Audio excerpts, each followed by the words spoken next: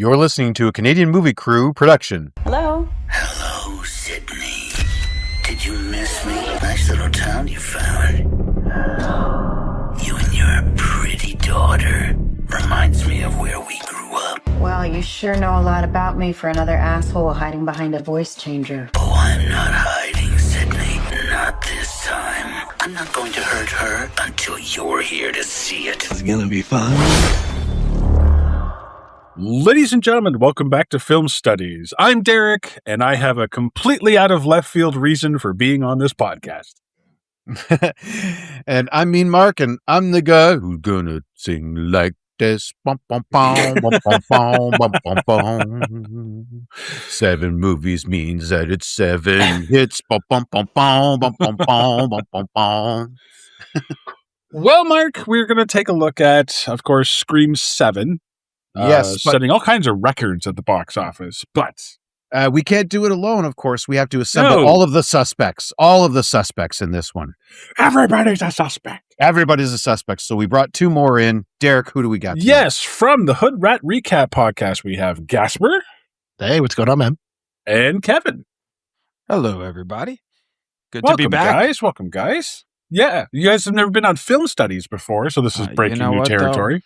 Yeah. It's new territory, but it's like being with old family. I really do enjoy It it. is. When Gaspar brought up, like, hey, that there was a possibility that we could film, do a podcast together for whichever film. And like, I'm literally going out of town tomorrow when we're recording this. I'm like, let's do it. We'll go to the movie. We'll figure out time. Let's go hang with Derek and Mark. So even though it's our first time here, it's always good to hang with you guys. And honestly, guys, anytime, like we'll put it into the chat of what movie we're going to see. We don't have a set schedule. We have certain movies we're going to see. Like He-Man's obviously going to be one of them. And The a couple new of Star weeks- Wars movie? Yeah, the new Star Wars movies. There's new Star Wars. Oh yeah, right. Mandalorian and Grogu, yeah. We're going to have A new Project Hail Mary Paranormal coming up. Activity. Oh yeah, but that's in I'll always see a 2027, right, paranormal. Kev? Is there a new one coming? Oh yeah, 2027. Yeah, so okay. I had texted you about that, and I was like, "Ooh, I want to do Paranormal Activity," and then I realized next year. I you know what? I think I'm coming down with something that day, so you guys can. No, see, because this is the one that's going to make them all make sense. Yeah, right. Sure it is. Sure, just like this. But basically, did for, anytime we're doing a movie, you guys are welcome on. absolutely. Anybody in that appreciate chat's that. welcome We on. appreciate So. that. Cool, We thank really, you. this is a lot of fun, and in this one especially, you gave us a This doozy one- with this one. This is break our your first, cherry, let me tell you. yeah. This is our first in theater movie of the current season here of 2026 that we're reviewing. So we started off with a Prime Video. If that tells you what the state of movies are in January and February, generally speaking. Yeah, we didn't watch it till February either. All right. Yeah. Like it'd been out for a couple weeks, I think. And I guess, thanks to Gaspar, apologies to anyone who listened to that episode. Apparently, my editing techniques were a little horrible. I'll get that fixed. But we're taking a look at Scream 7. Spoiler-free thoughts. Mark, why don't you start us off? I was liking it up into maybe probably the third act. Like I was okay with it. It was another Scream and another, let's tread the old waters there. But the ending to me just like I'm actually going to need some help with this ending. So I'm glad there's 3 of you here to help me out. Yeah, don't worry about it. Kevin? So, yeah. You know what? I'm with Mark. I enjoyed it up until, because also coming at a 6, this movie, and we'll get into it, was mired in a lot of drama even before a frame was filmed. So I was very curious to see what they did, and I was into it. Like I really was into it until then. I wasn't into it, and it's almost like Mark said. It's like a clear point where the film loses me, and where it could have had a chance to bring me back with a good ending resolution, it went the complete other way, and then I was just like, I'm out on it. So as a franchise, I've always enjoyed the Scream films. Like even the middle ones are thin, and but there was always something to hang on to. This one, I don't know that this is one I'll watch again. Let's just leave it at that. Okay. Gaspar? Yeah, I'm kind of with you guys. I mean, I admittedly went into this movie, as I do most horror movies, with my arms crossed. I'm like, this is going to suck. And And they call me mean. and it kind of reminded me of like Scream generally does it a little different than most horror movies. It is a higher quality, and I forgot how much I enjoyed the first couple. I think I was out by, what was it? We were trying to figure it out last night, like by 4 or 5. I was like, I didn't even bother. But watching the movie, I'm like, wow, this is actually pretty good. And then they just did not stick the landing, unfortunately. And it really could have been a better movie. And we could talk about that too. But Yeah. I'm with you guys. Yeah, I'll echo it. And I think this is a very popular opinion. I've watched a lot of reviews since seeing the movie, and they're calling it the worst of the series. Oh, wow. See, I don't know if I'd go that far. I don't know if I would go that far. I didn't like 5 and 6. So the fact that the cast is not coming back for it, I was game. I was in. I was like, "Oh, you're bringing back Nev Campbell? Oh, okay. We're not dealing with the paranormal Billy Loomis. I'm your father. You should become a murderer plot line. Jenna Ortega's not going to be sleepwalking through this one. Oh, okay. But they all have fantastic plot armor. Okay, I'm down. I'm in. At least in 5, everybody was there. Nev was there. Everybody was there. And then, of course, Nev didn't come back for 6. And they keep referencing, "Oh, you didn't come to New York. You weren't in New York." And I actually thought New York was the worst one. I actually thought that like Scream 6 is probably out of all of them the worst. So whereas Syndey Prescott has a hard time trusting people, Nev Campbell definitely trusts her agents, and I can see why. You know, this is they it was a money dispute. They had her sit out of the worst one, you know, so. Yeah. Right. And it's funny that you say that, Dirk, because that's what they blamed. And like her whole statement when that whole thing went on when she didn't come back was like, "I value my work." And then this movie starts off with Melissa leaving for some comment she said, and then Jenna Ortega quits and then like they have no cast. And then all of a sudden money was no object for Nev Campbell, because otherwise they would have had no movie. And it was actually nice to see Kevin Williamson come back, because it kind of had a bit of the feel of the original, and like this was his creation. So there was a feel for the original, but I think there was a reason for that, because I like Scream has always been a meta movie. So Scream is meta about horror movies. Scream 2 is a meta about sequels. Scream 3 is meta for trilogies. Scream 4 was a meta for remakes or reboots. 5 and 6 were meta for legacy sequels and reboots as well. Scream 7 is just meta for Scream. I think if we had to, I like what you did just there, Derek. That really put a lot of things into context. And if I may, sorry to cut you off, but I just wanted to, before we move on from this point, I think it's meta for I'm not too old for this shit. They really make a point of just kind of like the old versus the young. They, you know what I mean? Like they end the dang movie with her being like too old. You know what I mean? Like it seemed like that's their thesis statement was Nev Campbell isn't too old yet. But the problem is that was the ending line in 4. Mm-hmm. There's a line in 4 of never fuck with the original.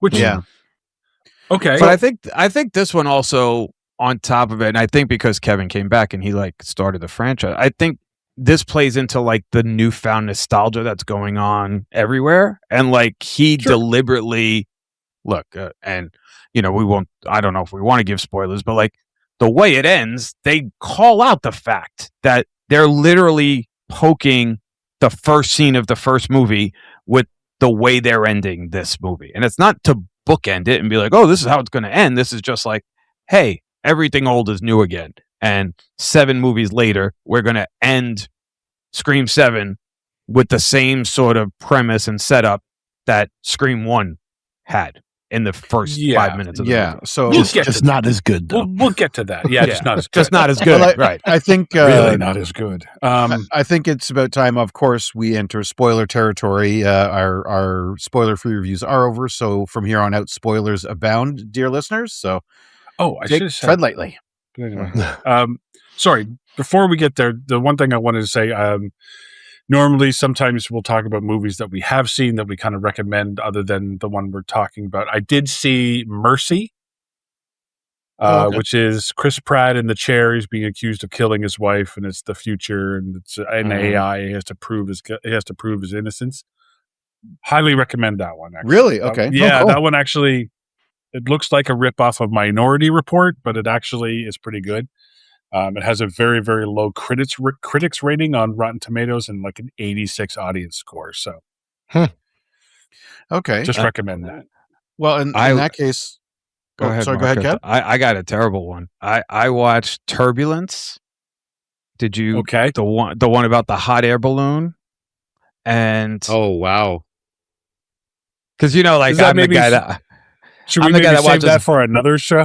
I mean, maybe. I mean, I would be doing you a disservice if I recommended it, but I was like, oh, I liked. You know the movie where is it Fall where she's trapped at the top of the tower? The Fall. It's kind the Fall. It's kind of like Fall meets Frozen, where she's trapped on the ski lift. The ski lift. Right. That's So like, right. We'll have to take except a look at now that one they're as in- well. now they're in a hot air balloon, and it's a couple, and there's 4 people, and things get crazy and whatever. But Right. It's 4 people. there's a one of them reason is it's got the a devil. 4.8 out of 10 on IMDb. Could you imagine being the guy who had to pitch that movie? Like, You know what? They I got feel it They made. take for- anything nowadays. so we have this they- hot they air did. balloon. Yeah, that's it. Here's the We scene. got Hot here's air the scene. balloon. hard ever, and it's I think it's an hour and 40 minutes, an hour and 38 minutes, and the first 10 minutes are on the ground, and then the rest of it's in a hot air balloon. And there's only so much you could do in a basket, so like it gets very tough to Picture it. Die Hard in a hot air balloon. You know. basically I that's imagine what it is. That's how they pick. That's how they pitch every movie these days. If anybody really wants to know, it's like Die Hard meets Fatal Attraction on a hot air balloon. So you can just take that for what Yeah. it is. All right. So good They're times. cooking bunnies So in the hot air balloon. I watched Marvel's Wonderman. Okay, how is that? Oh, how was that? If you like the art of theater and acting, it is the series for you. If you want superhero punchy kicky, you're gonna have to wait. Okay. I'm halfway it's through it, and I will acting. say Ben Kingsley's awesome. I mean, that Don't character get me he's wrong. playing is great. Yes, there is But- stuff to enjoy, but it's not. And Kevin, I think you can at least halfway through. You can Mhm. at least vouch for me. It's not quite what you might have been expecting from a superhero movie. Yeah, No, not at all. And it's the acting like, is fantastic. The I can't pronounce the main gentleman's name. The guy playing Simon Williams. He, of course, is a fantastic actor. Ben Kingsley, of course. Everyone's bringing it. The problem is what they wrote for him. To keep the budget down, it's just Right. it's more about it's a character piece, more of a character piece than the traditional, like Hawkeye as a series had a lot more, they're getting into fights almost every episode. This one, not so much. no. Yeah. Okay. So He's worrying how he's going to make his videotape and like fighting with the person in the location he's using. Like it's just some random. Yeah. Like you said, budget was low, so they clearly made it more of like it's like if Kevin Smith wrote a fucking superhero movie. Like there it is. Like- It's just all dialogue. like the first time, the first movie, with his $10,000 credit card or whatever Clerks he had. was a superhero. if movie. Clerks was Yeah. a superhero movie, that's what it is. Mhm. I remember seeing trailers for it at Comic-Con. That's the one it's not really a superhero movie. It's about making a superhero movie, right? They're filming. Correct. That Yeah, is the But he's basic an actual plot. superhero. Yeah, and so they Correct. bring back Trevor Slattery from Iron Man 3, and Shang-Chi. So what I did like, and Kevin, I know you're not there yet, but is all right. You can't spoil is it his for me. art, his character's arc. I'll Mhm. just put it that way. I do like his character's arc. It actually really did make for it did put a nice bow on that series. It, I mean, like I didn't walk away completely disappointed. I was just like, oh, like I kind of wanted to see more of the superpower. I don't know a lot about Wonder Man. I never bought comics for Wonder Man, so I was kind of hoping to dive into that character a bit more. And yes, we got into the character, just not so much the abilities and where they Right. came from and stuff like that. So it's a little. Anyway, moving on. Will he return in Avengers Doomsday? if his agent says it's okay, I guess. I don't know. No. Well, let's get into Scream 7 spoilers. We start off the movie, of course, with the opening kill scene, and Stu Macher's house has now been made into a Airbnb experience where they've dolled up the entire house with all of the murders and various stab movie merchandise. And it's I just couldn't pay attention because the boyfriend in it is if you've ever seen American Vandal, which is a Netflix series from a few years ago. It's actually pretty good. It's a mockumentary, but anyway, it's him. And so I'm just totally thrown off thinking that this is the idiot bully from American Vandal, but he's the idiot bully in a lot of stuff. He's an idiot bully. Yeah, I was going to say, I feel like I saw him in something else, and I could agree that it's distracting. But I felt like it was like he was in like Glee or something, like one of those shows where it's just like, is this that guy? Well, by the way, listeners, check out Kevin's appearance on the 70s versus the 80s podcast where he outs himself as a Glee fan. I was a Gleek. And I don't think he's in Glee, but he's in one of those shows. Yeah, he's constantly doing shows. Jimmy Tatro's the actor's name, and so good on him, man. Good on him. But in this house, there's a mechanical motion sensing Ghostface that turns its head and blah blah blah. And Lord and surprise, it turns into an actual Ghostface, and they like. This is pretty much Scream opening kill. Nothing too spectacular here. Thoughts on this one? I mean, that scene could have just been cut. It only services the fact that you want an opening kill, and oh, by the way, here's the original house. And outside of that, it's like there's no point to it. Well, actually, I think like the only point goes to Derek's point. To be honest, the whole nostalgia baiting thing and the meta around. I think that is we might be onto something here. That might be the meta of this one is nostalgia, right? Because we open with this guy who's he looks like I would look like if I was at Skywalker Ranch. Yeah, that's what I was thinking the whole time. Yeah, I would be losing my March mind. Walking around the caverns and wherever it was that ended up being Tatooine. It's yeah. I fly over to Tunisia. There's me. There you go. Gosh, this is where the blue milk was. This is where whatever. I also feel like it was the very quick, easy gloss over way to make it something that people that didn't see any of the early Scream movies could at least go, oh, all right, I didn't see that movie, but because they literally walk through. This is the kitchen where, they stab this one, and this is where Stu gets the TV dropped on his head. And like, they kind of give you like a broad stroke. Like, if you didn't see any of them, this is why this house is important. And 4 minutes later, we're going to ruin it. And like, to the point where you were saying with like the animatronic, then it becomes a real one, it's like, that's almost like a bean trope. Like you almost expect like that's going to happen. Like, you should get a bean for that. Coming a mile away. I mean, right. Well, Kevin, you might be right. And I'm going to do this. Derek, I do this when I go to the movies. I'm going to do this with a bit of a cliffhanger. How about we'll do this way. So after I see the movie, if I can, I usually not track down. This sounds really creepy. I will ask someone who's sitting near me if they liked it or not. So I turn to my left, and there it looks like a mother-daughter, girl hangout day. I ask them if they like it, and the first thing that mom says is, "Well, we've never seen any of the other movies before." Why would you see this one then? If you've never seen Scream, why are you starting with 7? Anyway, sorry, go ahead. Cliffhanger. I'll tell you at the end of our review what they said. I'll come back. Okay. I'll come back around to how their review was, never having seen any of them before. But to your point, Kevin, I think that intro probably helped them out a lot. I think it really did. There's an aspect to that, but there is an actual plot thing in this movie, and that's at the end of the scene, Ghostface burns down Stu Macher's house. And this movie is all about Stu Macher. It was Matthew Lillard in the original one.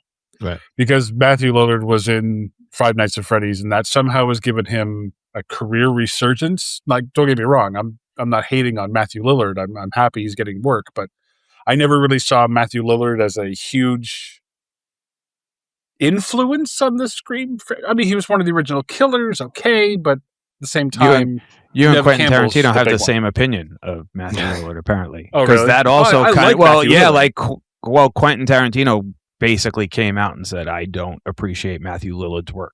And I appreciate his work.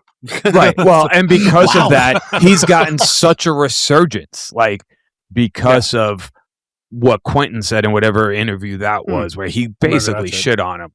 And everyone's like, oh, well, that's a bummer. Like, and again, Matthew Lillard's a very, I mean, he's not gonna play Michael Douglas in Basic Instinct, or like, you know, he doesn't have the range, but like for what he does in these films, he's good. And actually, you know, he's good in this. And that was almost part of the problem. I was glad to see how they used him. And I was, you know, because the Stu Macher kind of storyline, if you haven't seen any of the other ones, it's resolved, but it's not really resolved. They kind of always left it open-ended on purpose, and that was the big sort of thing, like in this film, is the presence of Stu Macher is there, and, you know, is this his time to relax, especially after the whole Billy Loomis thing in 5, we ran that story arc. So, hey, now we got 2 movies later. Let's go to Stu Macher because we haven't. Billy Loomis is in more than just 5, though, right? Isn't the second or third one about Billy or Billy's mom? Second one's his mother. Second one's his one mom. has nothing to do with it at all. Yeah, it's the 5th one. Then is the fifth other one that ties to Billy. Because the girl Melissa Barrera is his daughter from a previous relationship that we never knew about back in Scream 1. Oh yeah, secret love child. Yeah. Well, whatever. It happens. Yeah, I guess. Before I tried to murder my current girlfriend, I knocked up my old one. Yeah, right. and as you do, apparently. Before I killed her mother. Here's the thing about this opening scene that I wanted to get to, and the whole time I'm thinking, I'm like, in universe, this movie, this house had several killings in it from several movies. I think 1, 2, and 5 or 6 had all these killings in this movie. Yeah. Making it an experience Airbnb, isn't that inviting a Scream killer? Or at least or at least some kind of copycat wannabe. Yeah. Like I think so too. Like it, like some that's a weirdo bad idea. Some weirdo seduces someone and brings them over to the killing house, and well, guess what we're gonna do here? Yeah. Well, although in fairness, that's not uncommon, right? Like so you can go stay at. Well, you used to be able to go stay at the Amityville Horror House, and but there's a couple of others. Yeah, can you stay at John Wayne Gacy's house? I would, or Charlie Manson's house. Venture you might. I don't know. We should. I don't know. Now. You could stay at the hotel that The Shining is at. Like there's places that do have those killer experiences in that movie. Though. Right, that's the thing. Guess, like, but in The Shining, it's ghosts. There's right? certainly an appetite for that. Like I remember when I was a kid, there was a big thing about like serial killer trading cards and like that type of stuff. Right. So I'm just saying that this is. I think this just takes a little too far. Like I don't know of any. There's no Saw house experience, right? That's true. Like there's no stay. You can stay in this bathroom overnight for $700. Don't drink the water. You could hang out in a trap for 25. Get out of your own traps would be fun. Like put the thing in your mouth. Like there's and if you don't make it, your head house. falls off. Right. The only house I'm aware of is the Brady Bunch house, thanks to Pop Culture Yearbook. They have a Brady Bunch house. You don't expect to be killed in the Brady Bunch house. You know what I mean? Because if there's the Hawaiian totem, you could get bad luck in the tarantula. That happened in the Brady Bunch. You might get a football to the face. That's about it. Yeah, that's about it. So what you're saying is Kevin will never get to work at the Slack store is what you're saying. The Slack store. Yes. If I could sleep in the Slack's coffee room, I would go. I'd pay for that experience. You got me. We'll try and make it happen, Kevin. We'll do like a live remote from the Slack store. Just all of the jeans are under glass. Under lock and key. Yeah. But then the other part with this music scene playing in the background. All right. I love that. But my problem with this scene is like the girl puts up the fight and then somehow she's like swinging from the chandelier after Ghostface falls, right? And like Ghostface is out. Or you think he's out, but he's not out. He's not out. And then the girl falls and he's upside down and rolls over and knife. Clever. I was kind of into that moment, but like we all know Ghostface is just a dude. Like, just a guy or a girl or whoever. Man never gets slowed down at all. He's the fastest killer That's on the two trope legs. of the Scream movies. Is he's Herculean. He can Right. lift anything. He can stab anything. Yeah, it's always he an can unfair survive fight. anything. Yeah. And my problem with that scene is, yes, that kill was very cool, very creative. At least it doesn't really make sense that a whole body is falling on top of him and he gets up right away. Right away, and that's my point. Regardless, and if then it's not 100-pound girl, it's still 100 pounds of dead weight falling directly on top of you. falling directly after you just fell and hit the floor. Like he Thank didn't you. walk down the stairs. He was thrown off and landed and face down, no less. And cool, I get it. And then he gets up, lights the whole place. Sorry, Go ahead. Kev, but wait, there's more. And he has the butt end of a knife on his sternum On his sternum. that she completely lands on, full on, whatever the velocity was as she came down, 100 pounds, straight onto the butt of a knife that's right on top of him. Like if he had stuck his hand out to the side, you know what I mean? Like just somehow caught her, with just so it would have used the floor instead of his body as puts the knife down right. on the floor and she lands beside him. That would have been cool. And then he just pulls his arm out. But my whole problem with that kill was saw it in the trailer. Yep. True. Yep. You did. Yep. I was just like, hey. Thank you for reminding me about our next year's awards show. Mm-hmm. You go ahead and explain that. I got to write something down. Yeah, we'll worry about it later.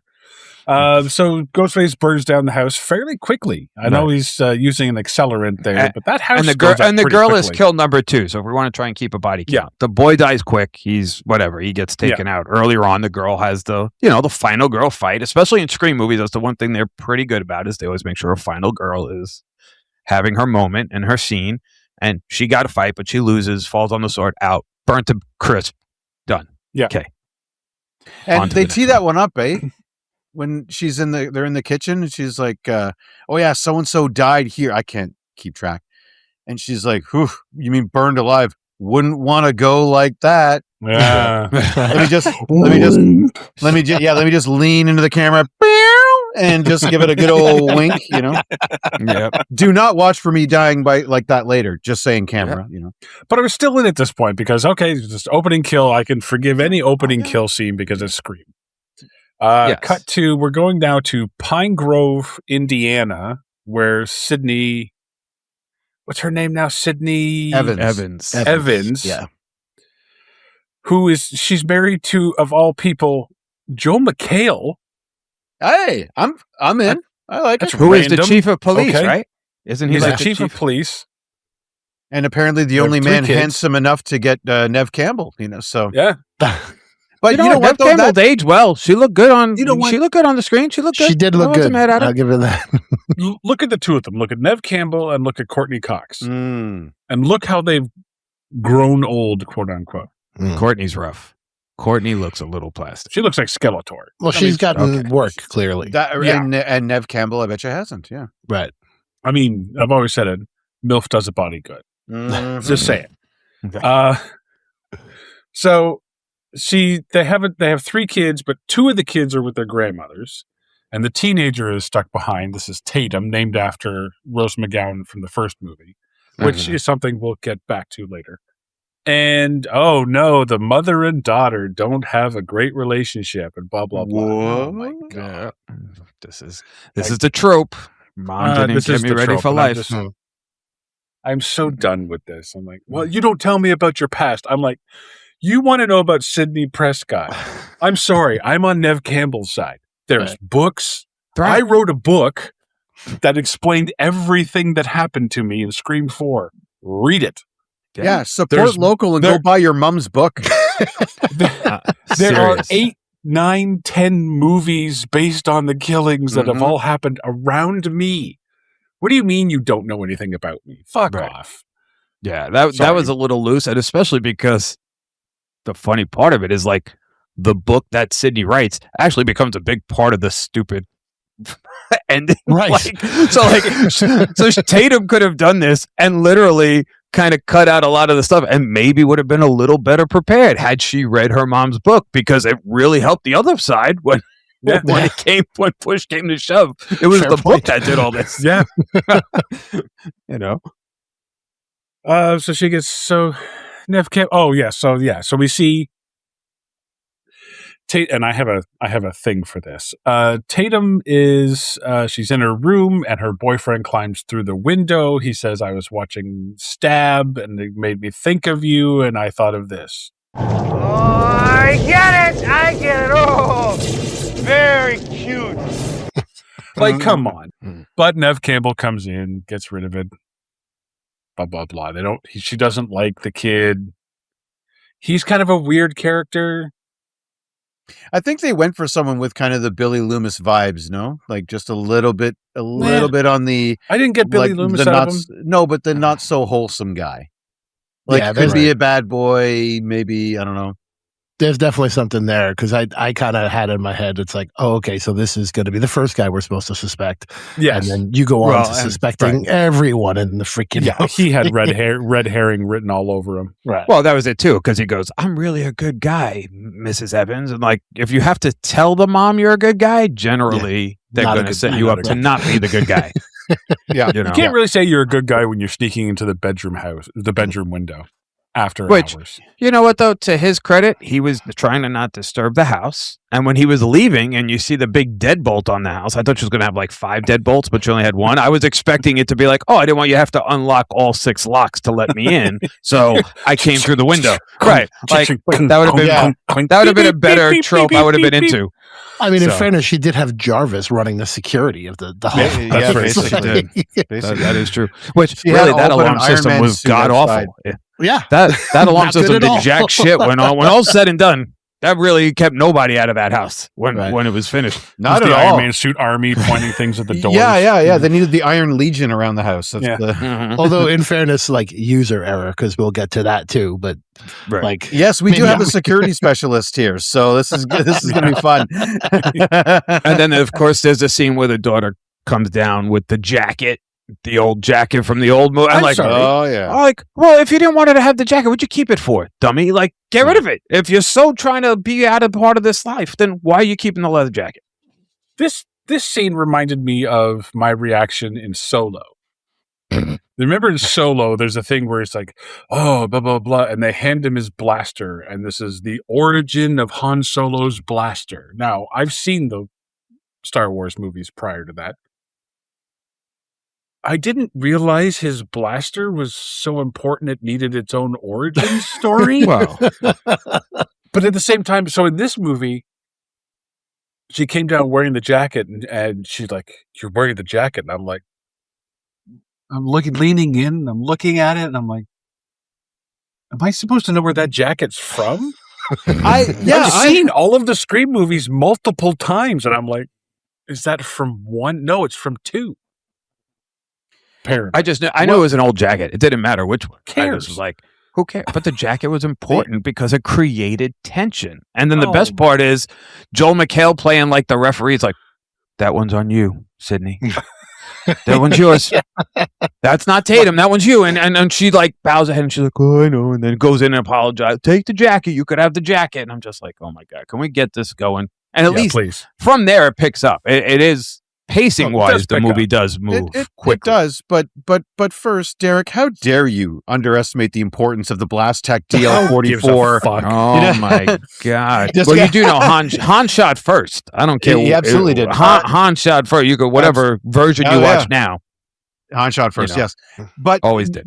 The way they are so desperately, what I like about this movie is that they are so desperately, and this is again to your point from earlier, Kevin, they're trying to reach the 2 ladies that are sitting next to me. Because the way she's trying on the jacket with the shoulders and everything, it's this is a foreign jacket to me. Perhaps it is a thing of nostalgia that my mother will comment on later. But I was going to... this at a thrift shop. Yeah, exactly. I'm going to pop some tags. All right. And nice. Good call. Macklemore's very happy right now. You called out. Should we just go through the characters in this movie to sort of get that out of the way, and then we can talk about certain things in the movie? You had the boyfriend. Yes. Oh, yes, our suspect list. Here we go. Yeah, your suspect list. You have the neighbor, Anna Camp. Love her. Sorry. Did I say who? Okay. Blonded tits. I know that. I'm right up Mark's alley.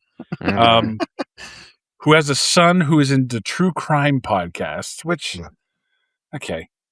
And who wants to desperately start a podcast with Syndey. Yep. So, But and he's Griswold creepy. Yeah, Right. Yeah. Creepy. I don't So see why creepy. He's from but like American whatever. Horror Story. Like, Yeah. he was the main guy there. Oh, is that where he's from? American Horror Story? Yeah, Oh, he's okay. always the creepy guy, which is why I kind of knew, like, yeah, okay, that's not the guy. Yeah. Like, You have McKenna Grace, of all people. Yeah.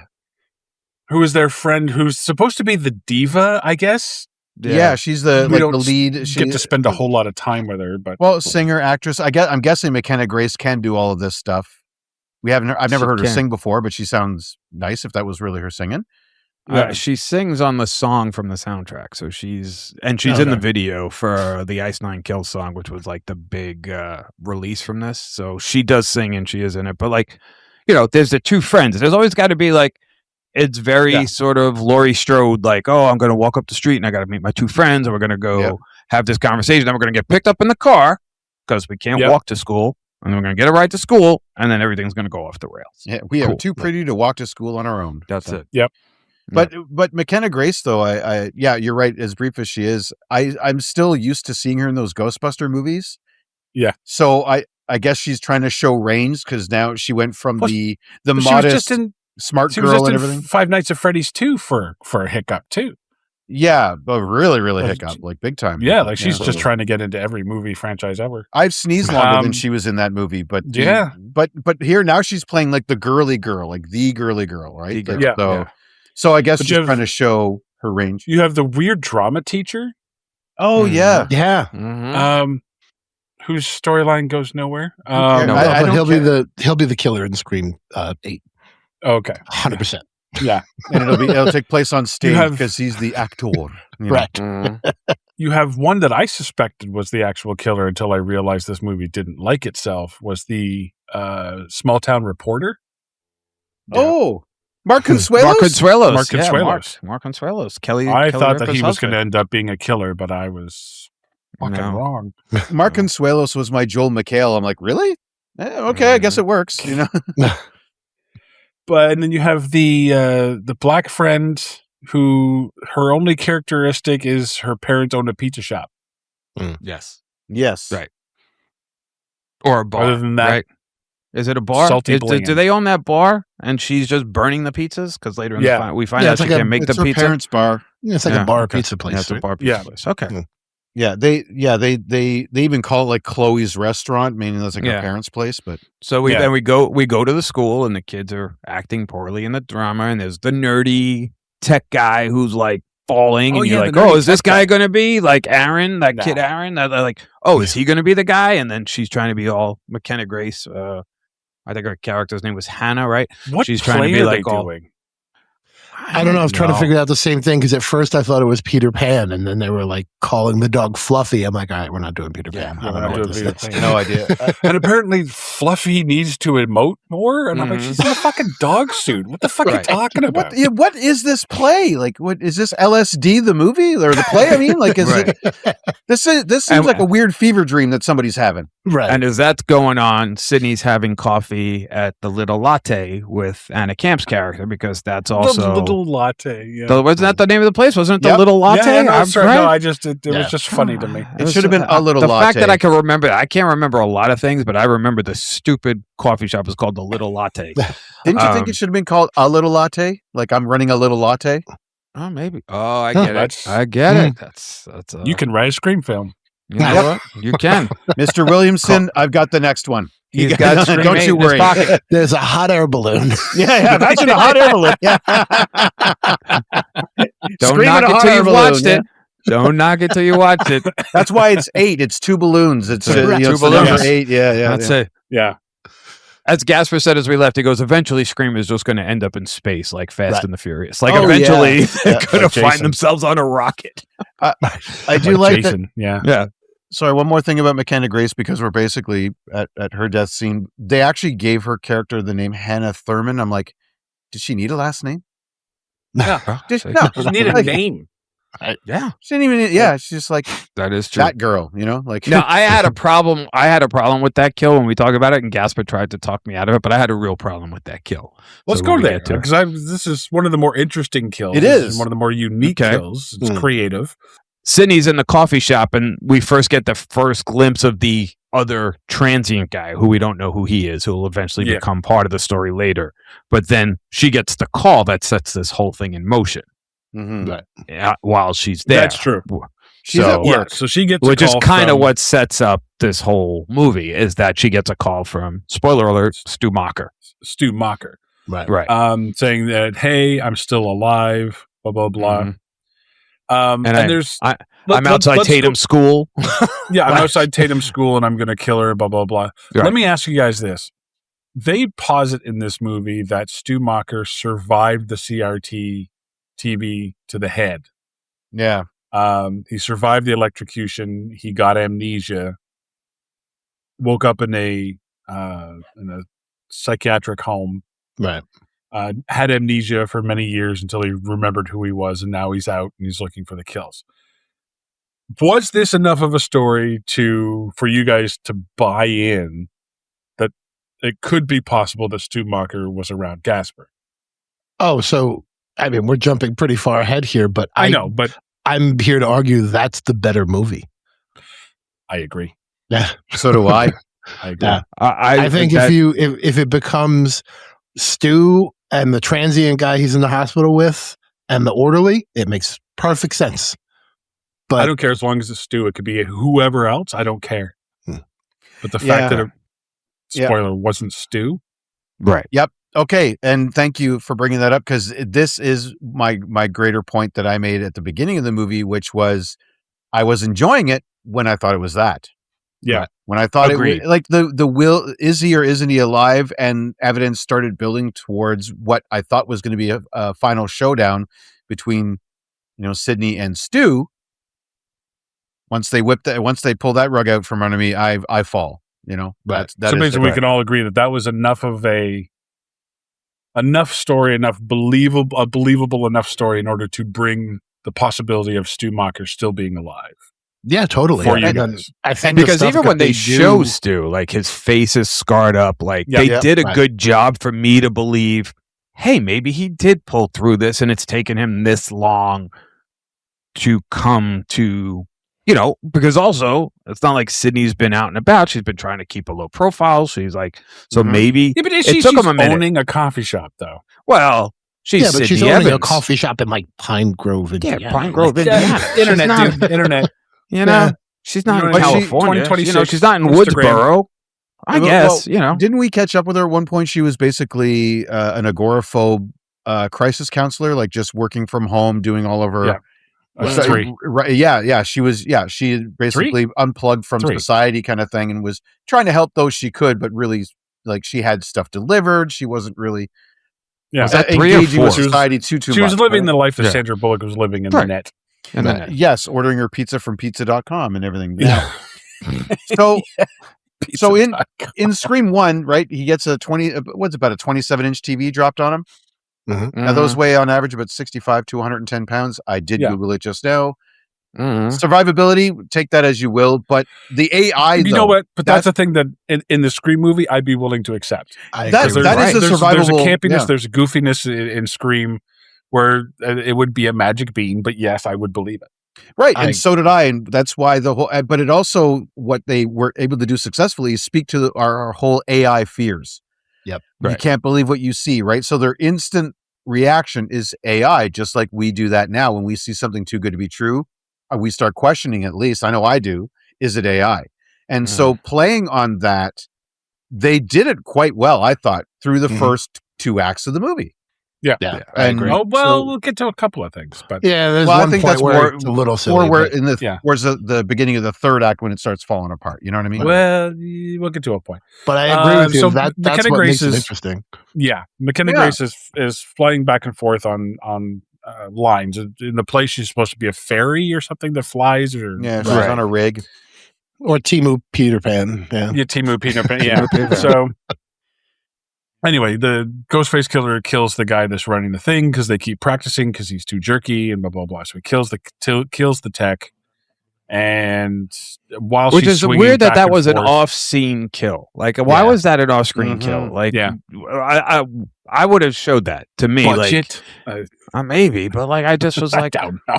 Scream has billions. Of yeah, I dollars. guess, but like they could have figured something out to show. Yeah. Because again, it's kind of just like glossed over. Like poor kid, like especially her death. As far as I'm, it's cool, but I have a problem with it. And here's my problem with it.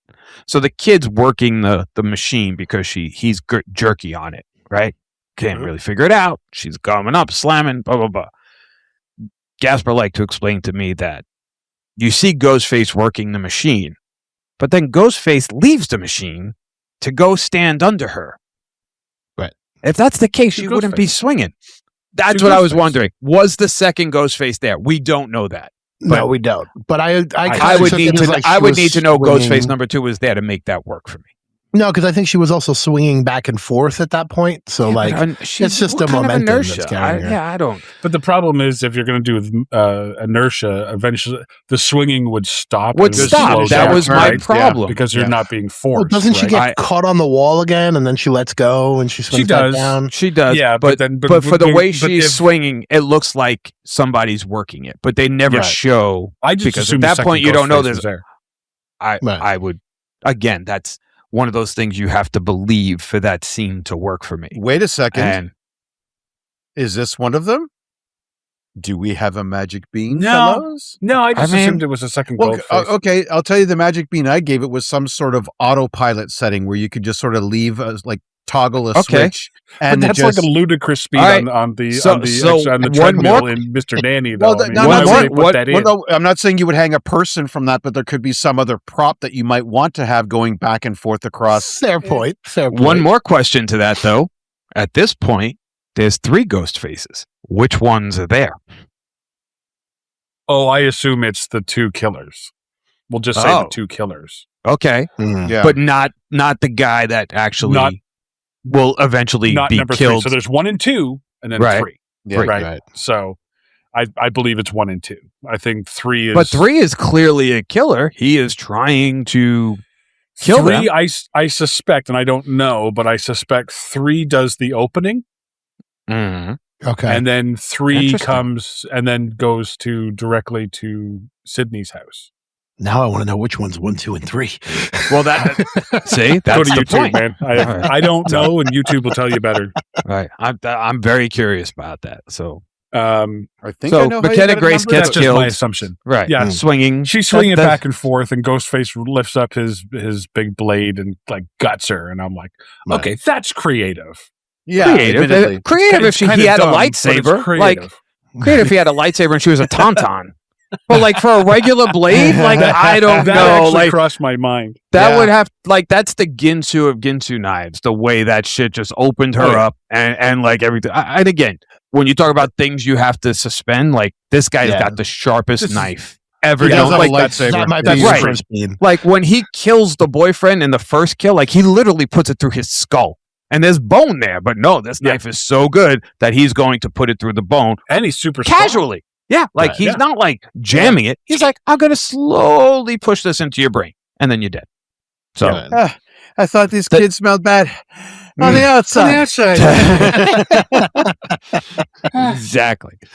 This is why See, Derek I was doesn't gonna go the always other way and invoke go, Star Wars And I stuff. thought McKenna Grace smelled bad on the outside. Yeah. Which is horrible and not true at all. I don't Absolutely. think she Probably smells not. bad, but And then, not of that course, I've she's smelled McKenna hanging there. And, Grace, Yeah, but- yeah. and as she's hanging there, here comes the sheriff, Marcus. Syndey calls. Syndey gets there, just misses him. She's a Yeah. horrible shot. For someone Ghostface who's runs been out to the door. practice a lot, eh? Gone. Yeah. Gaspar, the whole thing is like Gaspar- Tatum and her boyfriend are backstage, and Chloe and the other kid they're in the background. All of these people were in the There. building still.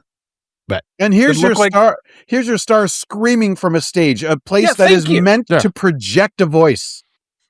For And nobody hears it. for like No one 10 hears. minutes. Yeah, And nobody hears the screaming. And they were Yeah, like, could- well, I did hear Oh. dolphin. because she's yelling to get Okay. down and everything. Now, Gaspar, as someone who's probably wielded a firearm more than us, okay, definitely wielded a firearm more than us. But definitely. Could you have made that shot from across the auditorium, or would that have been a bit? I mean, is that's a that the difficult difficulty level? shot. That's a difficult shot. Yeah, Okay. someone moving distance. I'll give him that's a difficult shot. Okay, thank you. This is why we brought a security expert on. I'd get all be like, I could have made that shot, and I would have just totally missed. You know? See, for us, we figure every American can make that shot. She's had practice, so ergo she should have beamed that guy right in the melon. You know what I mean? To be I mean, fair, in Indiana, so not exactly like New York, New Jersey, but And also, it was a dark stage, and he's in a black cloak. So really, your only point of reference is a white smiley face. So like, if which you is a good can't point of reference. right, white it is smiley- good, but it's not as yeah. big. It's not Yeah, as that's big true. as center mass. So like, yeah, I Okay. could see Right. it. Maybe. But, Now there are some points Although- later in the movie where I'm Yeah, like, you got to shoot for the head. We've been told Yeah. that 1,000 That's times. it. I mean, This that's is- the running mantra of this movie. Shoot him in the head. Okay. This is a white smiley face she's hated for 30 years. You figured she'd make that shot. I'm just saying, like, motivation Well, alone should have curved that you know. bullet wanted style and just nailed him right in that beak. You know. She doesn't have aim assist from Call of Duty. That's what she does. Oh well, there's your And problem not for right nothing, there. for the two kids getting hacked, like everybody takes it very well. Like nobody's really distraught that like, it's like, Ghostface is back. Okay. Like everybody's very matter of fact, like, hey, Ghostface is back. We're going to put the town in curfew. Like everything's going to go okay because we're just going to accept this happens. Like, and I'm like, all right, cool. Well, because they only Gotcha. killed I have a comment tertiary about characters. curfew. That's why. Oh, we'll get to that too. Because I said something to Gaspar about it too. I'm like, really? Like 3 people get murdered. All of a sudden the whole town is shutting down at 5:00. That's not my problem. That's not my problem. We'll get there. So, By the way, didn't you think? Sorry, going back to the beginning real quick, that Jimmy Tantro's character, the fanboy, should be like, "Oh man, this is so cool!" And he's like, he's getting stabbed, like, "Oh, this is great!" You know what I mean? Like, as he's twitching, that would have been great. It's Like, got stabbed for real. Lifelike. Yeah, got stabbed for real. The Ghostface house, 5 stars. Like he doesn't realize like it's a real ghost face. He's leaving a review on his deathbed. You know, And Yelp. he's yelping and he's dying. 5-star. That's Would the die 5 here stars. again. Great. Would die again. Yeah. Must recommend for death. You know. So the McKenna Grace gets killed. and they go home, and then they go to the house because they're going to leave the town, and that's when Yes, so they're gonna hide, and so of course they're packing up. And where's your to-go bag? I got rid of it years ago, Mom. Okay, okay.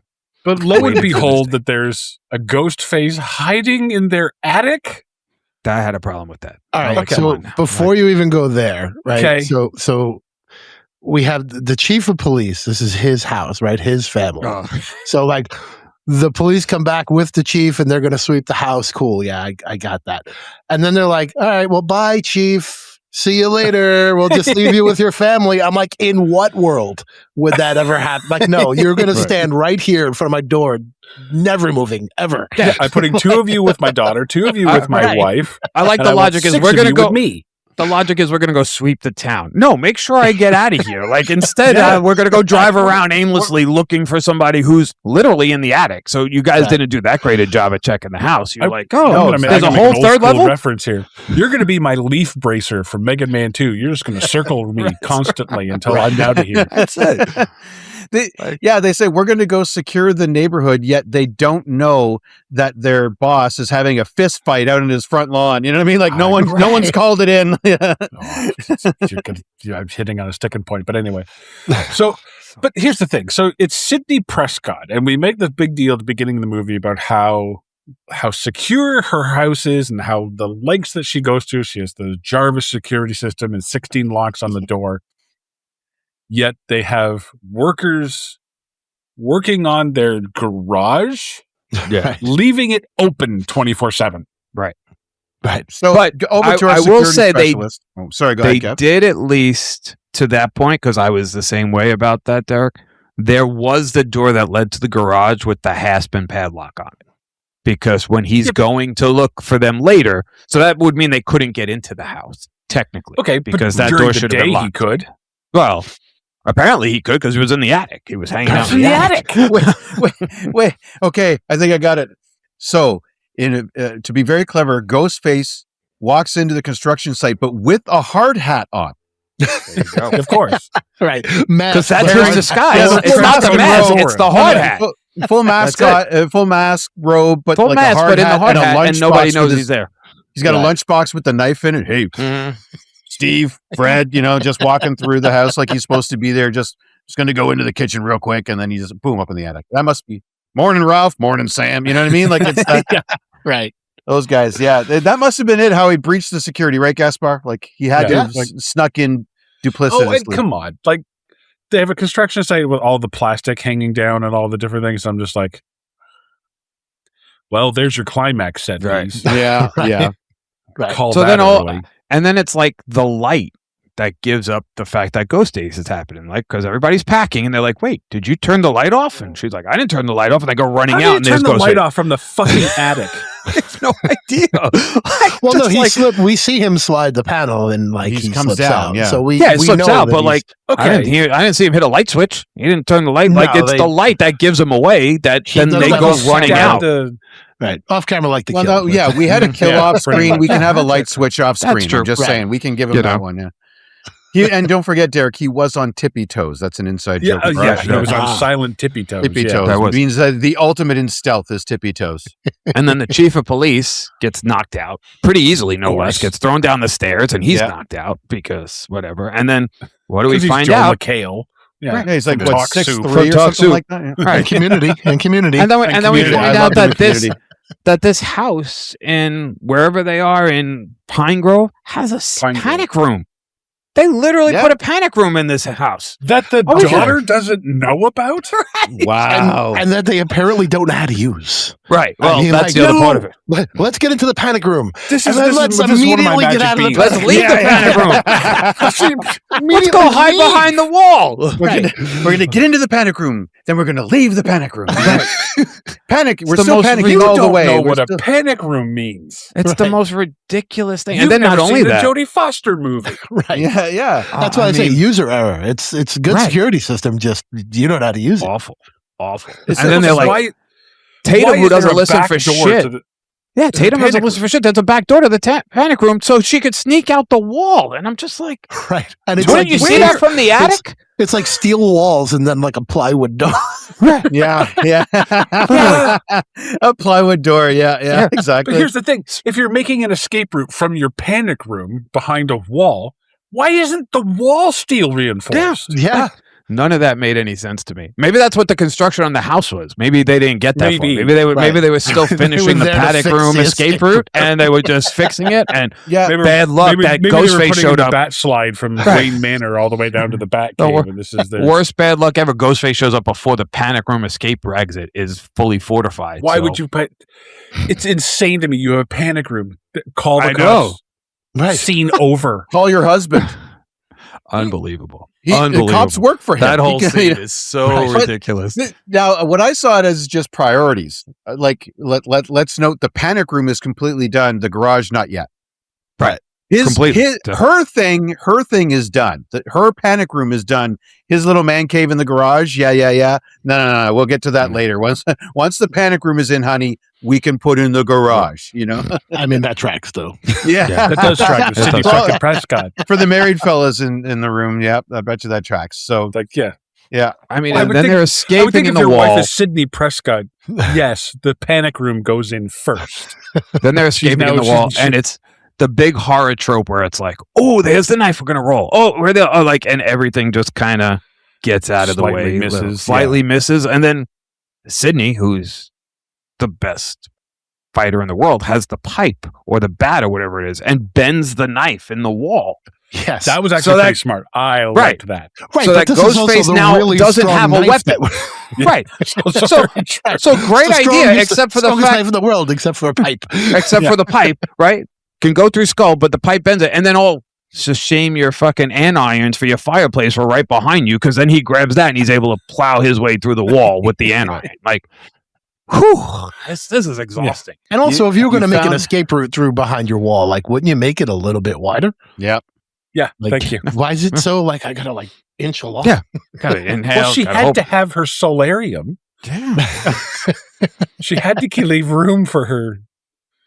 I mean, and that's podcast just studio. I don't know. that's just the good of the movies, because if that was me, my nipples would have been scratched on every 2x4 beam that we would have been going by. Like, Slivers. but yet I would have just I would have been more cut up by the wall than Ghostface.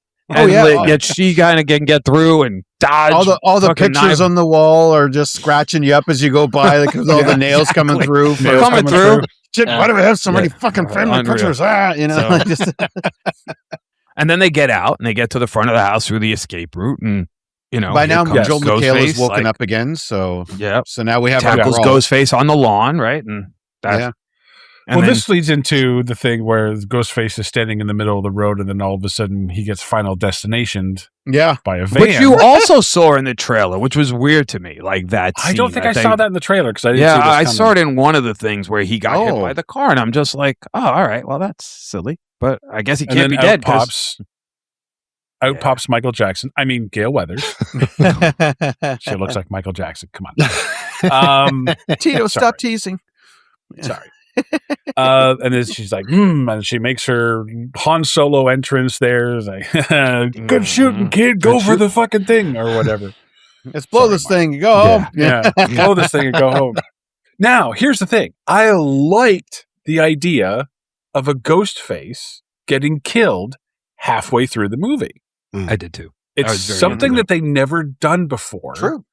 And I was like, oh, okay, now we can get a hint. Maybe this will provide a hint into what's really going on. And maybe there's two more. I don't care, but at least we'll get a hint into. Nah, it's just a crazy guy. Right. Well, that does. And that's the interesting about that asylum, right? Right. Well, and that's the kind of like it's a real red herring because at that point you don't know anything about that guy. He is just the guy she saw in the coffee shop, like for 2 seconds like this 40 morning. seconds on screen, right? Right. And now he's trying to hack her up, and now is dead. And then which starts the chain of events of Gale and Syndey are friendly in this point. Like they've punched each other a million times, they've hated each other, but now Scream 7, we're cool. Like you came at the right time, you killed the Ghostface. I'm happy to see you. And now we're gonna become the Hardy Boys or Nancy Drew or whatever, like little crime. They're like the Scooby Gang. We're gonna go solve this mystery, and it gets like a very Ring kind of thing where like, hey, I'm now gonna go figure out where could this be? Oh, hey, it's the closest insane asylum. Let's try that, and then. And there's a dropped line Gale gives too, and this is a magic bean for me, but maybe not. You guys let me know. Gale says, when I heard about Stu Macher's house being burned down, I immediately got in my van and came here. Is that too convenient? I mean, an explanation, and the fact that as soon as she gets into town, she runs over a Ghostface. Yeah, I think so. Okay, I think that's a bean. Yeah, I mean, it's definitely a bean because also at that point, I don't think Sidney Prescott knows Stu Macher's house is burnt down. Like, I don't think that news has gotten to Sidney. She finds out from Gale. Right. So, the creepy guy does. Yeah, well, apparently, he was in on it. So, no. If it was creepy guy kid. Right. Well, it's true. Neighbor kid did know. That is true. The kid. Is this the point in the movie where the interns working for Gale are talking to the local news reporter? They this just is where we're just at their all of their Courtney Cox gets her entrance, of course. Right. Pause. Oh yeah, remember these two fools from the other movie? Mm-hmm. Yeah. In the back. Hated we're gonna these go two live from 5 and 6. The twins, Mindy and what's his name? Rick? Mindy and Chad, of course. Dewey's Two nephew and niece blander or something fucking like Gen that, Z names there never were. There was a point with them though that I got a good chuckle out of it. I don't know if you picked up on it. When she's talking to the other, when the Mindy's talking to the other local news reporter, and they're arguing over who's going to cover or whatever it is. Every time she talks to him, she puts the microphone back to her face. But no one's broadcasting. Right. Just in case. Going to give him answers on mic in case they get the film. Here's the thing. That's right. These two are the niece and nephew of Jamie Kennedy from the first movie. Are they really? Is that whose niece and is nephew they are? Is that who they are? I had no idea. Yes. I did not catch They that. revealed that in last Scream 5. They're the niece and nephew of Jamie Kennedy, or what the hell is his name? So by rights, then they inherited That's why the they're rules. the ones who are so obsessed about the rules. They inherited well, the rules. That does kind of book, make right? sense then that when they're later where she's talking about the rules that she would. But I was be that person. going into this movie, I was like, okay, great. I hated 5 and 6. I don't care about that storyline. I'm glad we're starting over, and then they show up, and I'm like, because in 5 and 6, they both get stabbed, but neither one of them die. Mm-hmm. Yeah, twice, right? And they're covered in plot armor, and I'm just like, They If kind they're of back get in this movie, they insufferable. better die in this movie. And they don't. They kind of get insufferable, eh? They're just. Am I wrong? Am I just being too I harsh on hate these their two? characters. I do. Yeah, they're pretty annoying. But they're also like, I mean, it's a spoiler, but like they're bulletproof in this one too. Like, they're both. Yeah. they've survived 3 movies. Like, they're almost as bad as Gale and Syndey at this point. Like, Yeah. they've got 3 full movies under their belt that they lived through, and I'm like, that means they're going to be back in Scream. And they're 8. nothing characters. No, they're going to be Like, the they're not killers in Scream legacy 8. characters. Scream 8, they're going to be the killers This because is now when they're you- traumatized. No. When you go to the HorrorCon panel, this is when you find out this is really all their story. Yeah. Yeah, they've rewritten it, and now it's all about Mindy and Chad. Awful. That's funny. That's funny. The reboot's going to be about Correct. them. Right. Mm. Scream the So they- re-screaming or whatever. So they find out that this guy is a killer, and he was in a mental institution that happens to be in town. There's a bean. That just happens to be on the outskirts of town. So they go to the mental hospital, Syndey and Gale, and they talk to one person Yeah, Mhm. who and they just walk right in. happens to give them all of the information they need. All, right. They And- don't and I- try to verify that information by talking to, I don't know, fucking anybody else. I can guarantee no records? journalist in America can just walk into a mental institution like that and they'll be like, here, have some day passes. Go walk around. You could just take the hallways like nobody stops them. They're walking. no. It's not like there's a supervisor. They're walking through. And then this They should be orderly. escorted, yes. Yes. Totally This orderly trampling just all walks over out. HIPAA laws, like which Yeah. are federal. Just walks right out like, oh, hello. Who is played by the awesome Ethan Embry. I'm a big fan of Ethan, which once I saw he was the guy on screen, I'm like, there's no way this guy's just I gonna be should have. friendly. I should have clocked him as soon as I saw him because I was like, Mhm. holy shit, that's the dude from fucking what's the movie? With, Empire Jennifer Love Records. Hewitt. Empire Records with the Can't hardly wait. can't hardly wait. That's Who's how I he know in him. Empire Records? He was the stoner, I think. He's the stoner guy, the guy, the dude that the guy He's that's in love always with Liv giggling. Tyler. Oh, with Yeah. the curly hair? The The redhead with the curly hair. Yeah. Oh, wow. Well, I didn't realize that was him. not the guy that loses the money, but the friend that's always giggling. He Yeah, glues yeah, the yeah, pennies yeah. to the Yeah. floor. That guy. Okay. I love That that guy. movie. Yeah, me too. So Mark's that's looking who him he up because I don't think Mark recognized him. I He's the didn't guy realize that was him. sings in the band. He's the singer Yeah. in the band that I've when they seen do that Sugar movie, High yeah, at the just- end. I was trying He's to the Okay. main character and can't hardly wait. Yeah. He's the one that's So- obsessed with Jennifer. Obsessed Love with Hewitt Jennifer Love because Hewitt. Who wouldn't be bingo. in Yeah, and, like, 1998? So what And you're saying though is shut up. for Empire Records, he was that movie's creepy guy. He kind of. Pretty much. He's Yeah. pretty much. well, yeah. it was the 90s, so he wasn't creepy. He was just a stoner. It's Oh just well, he was normal. in Harold and Kumar Go to White House. I don't know why I didn't recognize him, but He's been in- Harold and Kumar Go to I White feel Castle. like he's been in a couple, like maybe he's been in one of the Final Deaths or Butterfly Effect. Like he's always like that character. Yeah, he's always he's like always the in the support guy. Right. So when I saw him in this role, I'm like, oh, this guy's going I to should have. Honestly, I should have. Because you know. he comes in, he gives exposition, and then we don't hear from him again. And I should have clocked it. Which At to this that point- end though, that exposition made me believe that Stu Macher could still be alive. And that the That whole helped, yeah. thing he sold it was at- playing, and I was on board with that. Like Yeah, I was yeah. totally in. Stu Macher got out. He was John Doe. Like all of this stuff is making total sense to me. Yes, and I'm yes. there for it. Yeah, this So- Maybe that's why I was Exactly. blinded, because I was hoping for Stu Macher. Right. and we keep getting him throughout the movie. Yeah, he keeps Every calling once in a while, through he keeps AI, calling, right. and what a keeps great way to calling. bring Matthew Lillard into the series, though. Again, right? Just Right. have him in front of all these buildings doing crazy shit. He's good at it now. You know what I mean? Like he's been practicing. Yeah. I mean, so, and Yeah. he was great. And then so they're out, and then Tatum is with the boyfriend, and like everybody's like kind of separated all of a sudden. Like, is this where they you've skip just curfew? survived Ghostface in your house. Let's all go different ways. They're all going to the same place because they all go to Chloe's Pizzeria. Well, that's where they end. Well, because she sneaks during out. and- curfew. During curfew, by the way, here's my problem with the curfew. You're not supposed to be out on the roads, and maybe Gaspar, you can point to this, but if there's curfew and you need to be indoors, shouldn't there be police patrolling? 100%. I mean, Because we just had a pretty big snowstorm, and for the first time in probably my lifetime, they said like there is no travel on the roads, and I'm pretty sure I probably could have gotten through that, but like I knew they were going to have cars on the highway shutting it down, so it's like I'm not even going to try. You know what I mean? Like, so why are these kids? Oh yeah.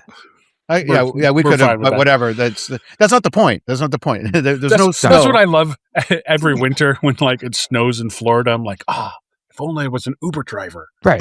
I could be making bank in an don't get inch me of wrong. snow. I know I could drive in that. The snowstorm we had the week prior was even worse, I thought. But I knew the fact that they made this travel ban where you were literally not allowed to drive on the road. I knew they were going to have cars blocking off the Long Island Expressway. So like, I'm not going to bother trying because then I got to explain why I'm on the road. Like 8 teenagers get out and they're able to get to this pizzeria. Right. Yep. Eventually, Gale is able to run, apparently, across the entire town. Oh, Syndey can, yeah. Sorry, Syndey. Well, Syndey can. But this is after they agree to do the interview. Like, so first they leave the hospital. They're going to go to do this interview because Syndey's never given Gale an interview. So now we're going to do it to bring Stu out. Mark is checking out the house, and he has a situation. But, like, you would think you got just attacked 12 hours ago, you killed a Ghostface. Wouldn't you all be together? Wouldn't you think like, hey, let's not separate. Let's not let the kids go be by themselves. Let's just, you know, keep a better eye on your kids. Yeah, because the town is under curfew. Everybody else is running home. Oh, curfew! I gotta leave. 5 o'clock. Lock the door. But the kids, who's in the middle of all this, can just wander aimlessly. Yeah. We've got to go. They're playing that creepy song from the first one. Red Right Hand. Red Right Hand. That's the one. You gotta get that is the one and lock your shit. You know, like bum, bum, bum. If I'm, but yeah, I'm the chief of police, and I cannot find my wife and daughter while there's a killer or killers out to actively kill them. I'm just gonna wander around. Hey, gotta make sure that new garage is okay. Bad. Like.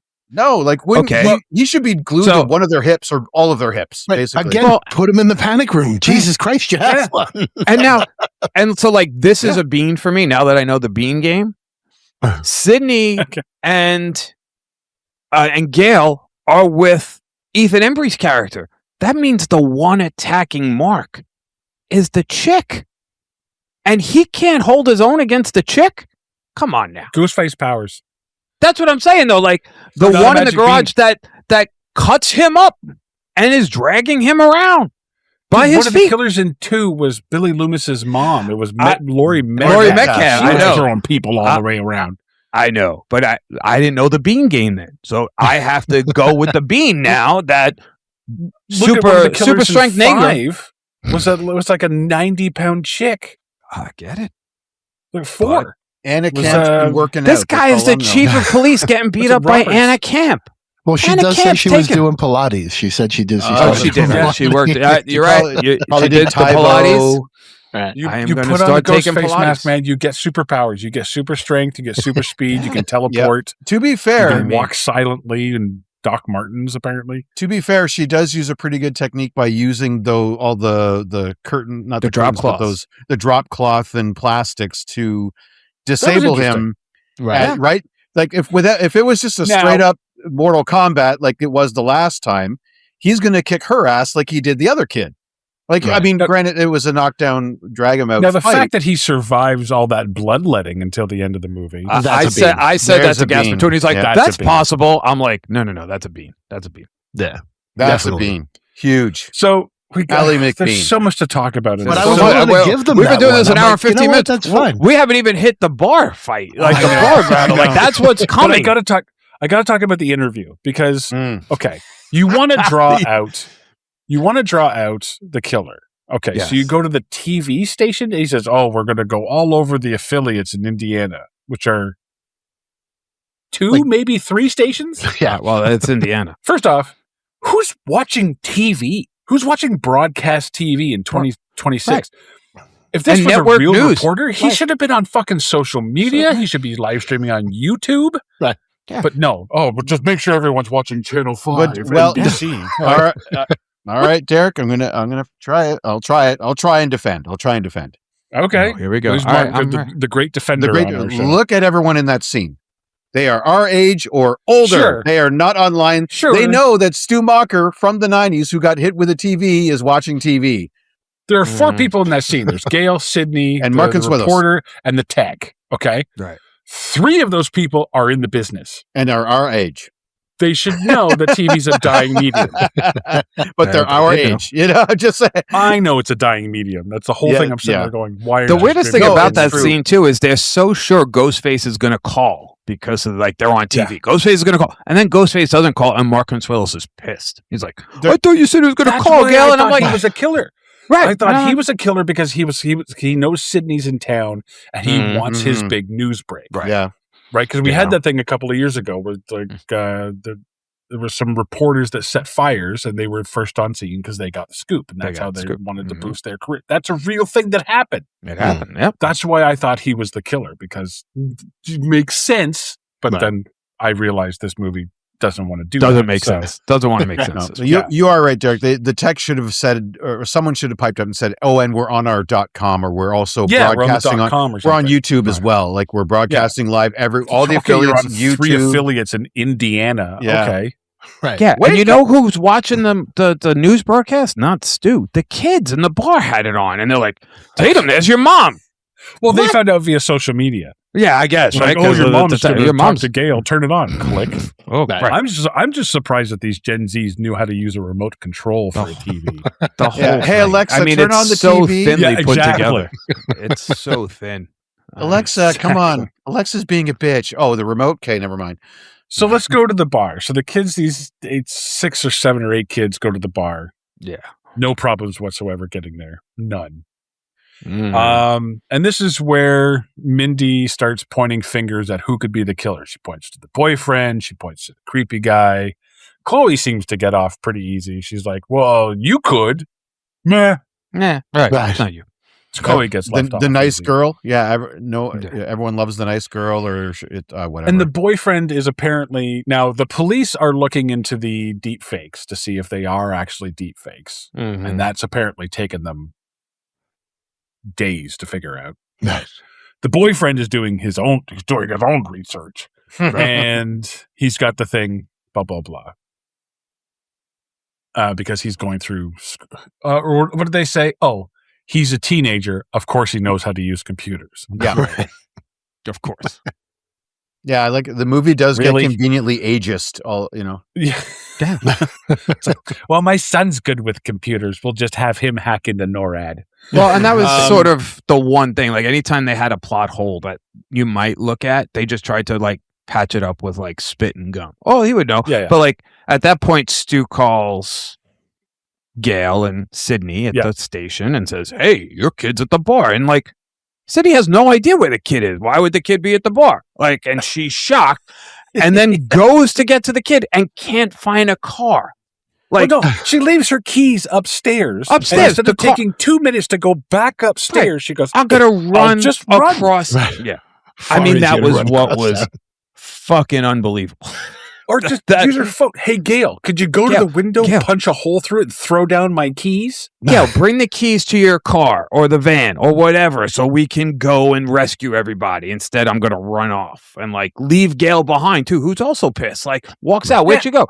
She just ran away. But She hey, didn't go this- too hey, There's a far. whole let me series tell- of how locks play into this movie where it's like no one can figure out locks in this movie. No. No. But hey, let me tug on your sleeve and point out, hey, remember in 5 when we last saw Syndey, she was running, she was jogging. Hey, remember that? Yeah, she can do that. Hey, yeah. Yeah. Serious. call back. Yeah, yeah. Bullshit. No, you're right. She should have been like, fuck, and then go upstairs, grab her And why keys, and isn't then she come back packing? down. Yeah. Yeah. I mean, I'm sorry. Why isn't Syndey constantly packing? I would assume that if I was Syndey Prescott, I would get a special gun permit no matter what state I'm in or whatever city I'm in. Yeah. I'm Syndey Prescott, bitch. Yeah. Give me a gun permit that I'm They should allowed just- to carry wherever. It should Don't just they be kind Why of one go of those. Syndey Prescott? Don't they kind of imply that though at the end? Like, well, It should we're just be skipping the ahead a bit there, but, Ghostface, like, the Ghostface gun permit. Should just have Ghostface's face on it and Ghostface Syndey Prescott. protocol. That's it. That's it. Yeah. Yeah, she just It's a enacts Ghostface Ghostface killer. Ghostface protocol. Yeah, it's a Ghostface killer. But she's you see all the stab movies? Yeah, they're about me. Give me a fucking gun. You know, like Yeah. Mm-hmm. I'm the reason why the Ghostface protocol is in place. Now, gimme, you know. So the teenagers decide they're all going to go to this bar. They all go to this bar because there's safety in numbers and we all need to stick together. And then they immediately split up. Yeah. Yep. Come on. I know. All the while, Mindy. I know it's a trope, but I mean, fuck me. All the while, Mindy and Chad in a are movie essentially where you know these tropes come to life. Yeah. Sorry, Mark. Go ahead. No. I mean, I was agreeing with you, but like right in a scene where both Mindy and Chad are accusing everybody of being the murderer. Yeah, I'm going to go off into this room alone with what could be with who could be a murderer. I don't know. Right. To check on the burnt pizza because that's what we're worried about. The pizza's burning. Yeah, cool. Their second pizza's burning. In fairness, it was pretty burnt. It was. I mean, bad, for being the girl who knew how to make pizza, she pretty much shit. Terrible job. That was weird because she makes the first one okay. Yeah. Right. You know. Well, but you then talk she about got accused Ghostface of being a mass murderer in between. I guess, so, you lose track of time yeah. when you're being accused of being a murderer. Yeah. That happens. Hope it didn't affect. And her then power. everything just gets weird. Like I think this is the part where it started to lose me because everybody is in the room and everybody's all over and we got to figure out what's happening. And, Tatum is going to leave with Ben and then the other kid, like everybody's all over the place. There's a lot to get into. down because I mean, honestly, I was still with it at this point. Like I was I still know with they it do. too. I knew these kids were red herring, so I knew I think the bar is where I got lost, especially in the kitchen stalk scene. I think that's where I kind of I hate those scenes in movies. Yeah, and in Scream, they're known for it. In 6, they're in the convenience store in the bodega, and literally, Ghostface is one aisle over, and like he can't get them. In New York City, right? Fucking guns go off, shotguns go off. Damn. Nobody calls the cops. Nobody calls cops. Yeah, it's New York. Gaspar, I'm looking at you. Yeah. Mm-hmm. Depends on what part of New York, honestly. Spanish Harlem. Maybe. So I've worked there.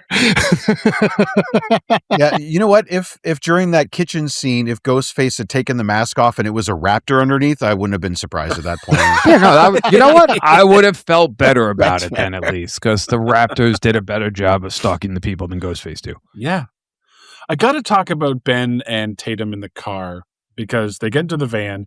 He leaves his laptop open, and he has a green screen video of himself saying, Syndey, I hate you and I'm going to kill you. And he's transposing it into Stu Macher using a deepfake. And and then Tatum thinks, okay, he's the killer because he's actually making a video of this. Right. Now, we find out later that he's not the killer. Mm-hmm. So my question then becomes, what the fuck was he doing? Well, he said he was trying to say that I wanted to see if it could be done.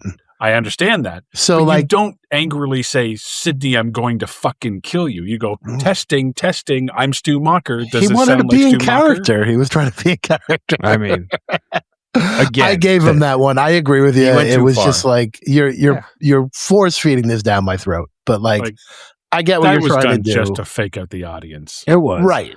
And just so he could get hit in the face with a computer. Because that's really the end result of that whole exchange is that he gets whacked in the face by a MacBook. Out. Yeah, but if they stick the landing on the movie, that wouldn't be as egregious as it is. If he was in on it with Stu, I'm totally down. Right. But as it turns out, makes no sense. Mm-hmm. And getting hit in the face with a laptop twice, that's pretty good.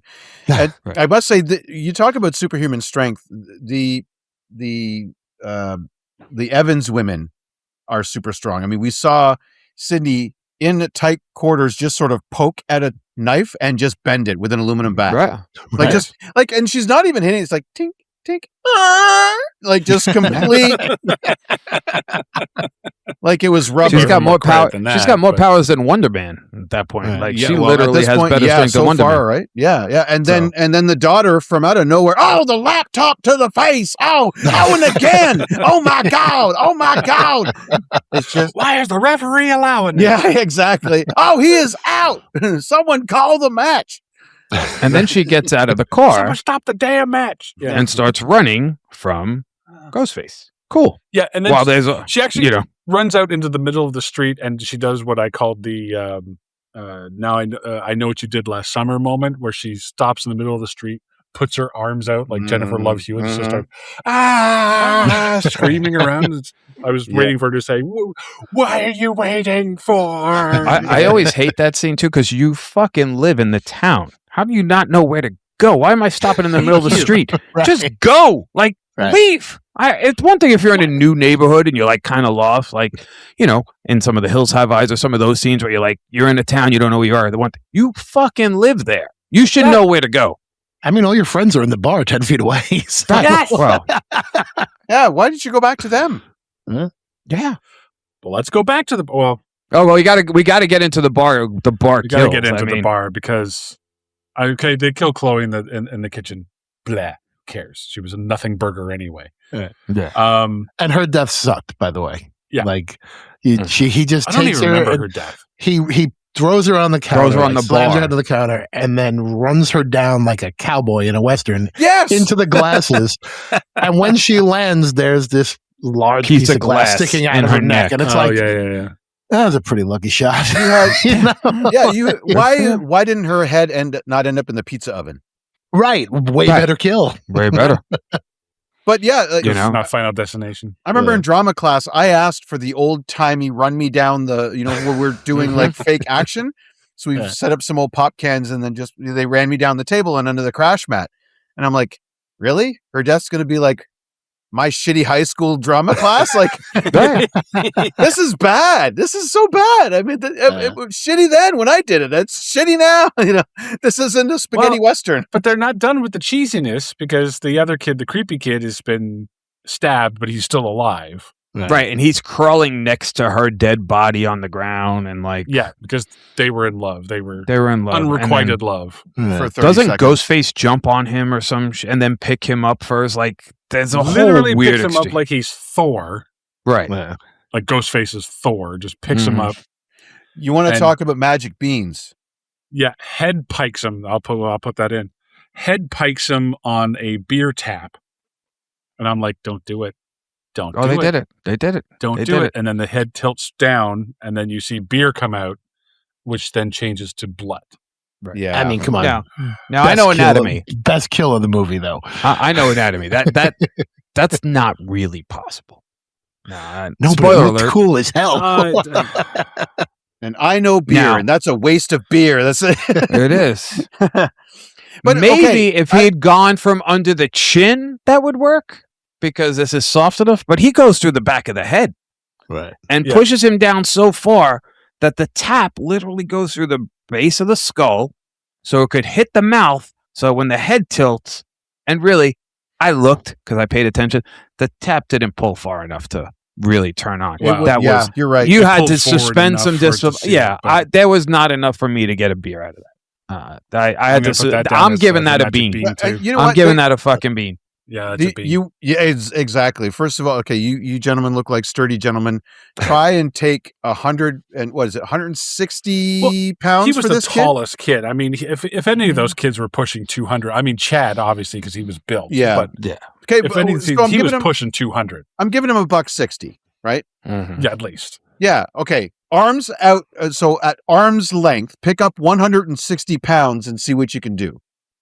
At Plus, arm's plus he was length. picking him up like he was McKenna Grace. When he's dead. Okay. Yeah. Like, there Exactly. was no struggle. Like if So, it was, so conversely, that has to be Marco, right? Like, are we gonna sit here and say that's Jessica, or it has to be Marco? That now if it's Ghostface. Jessica, then that brings me to one of my sticking points, and that is I get it, she's nuts, but would she have done that to her own?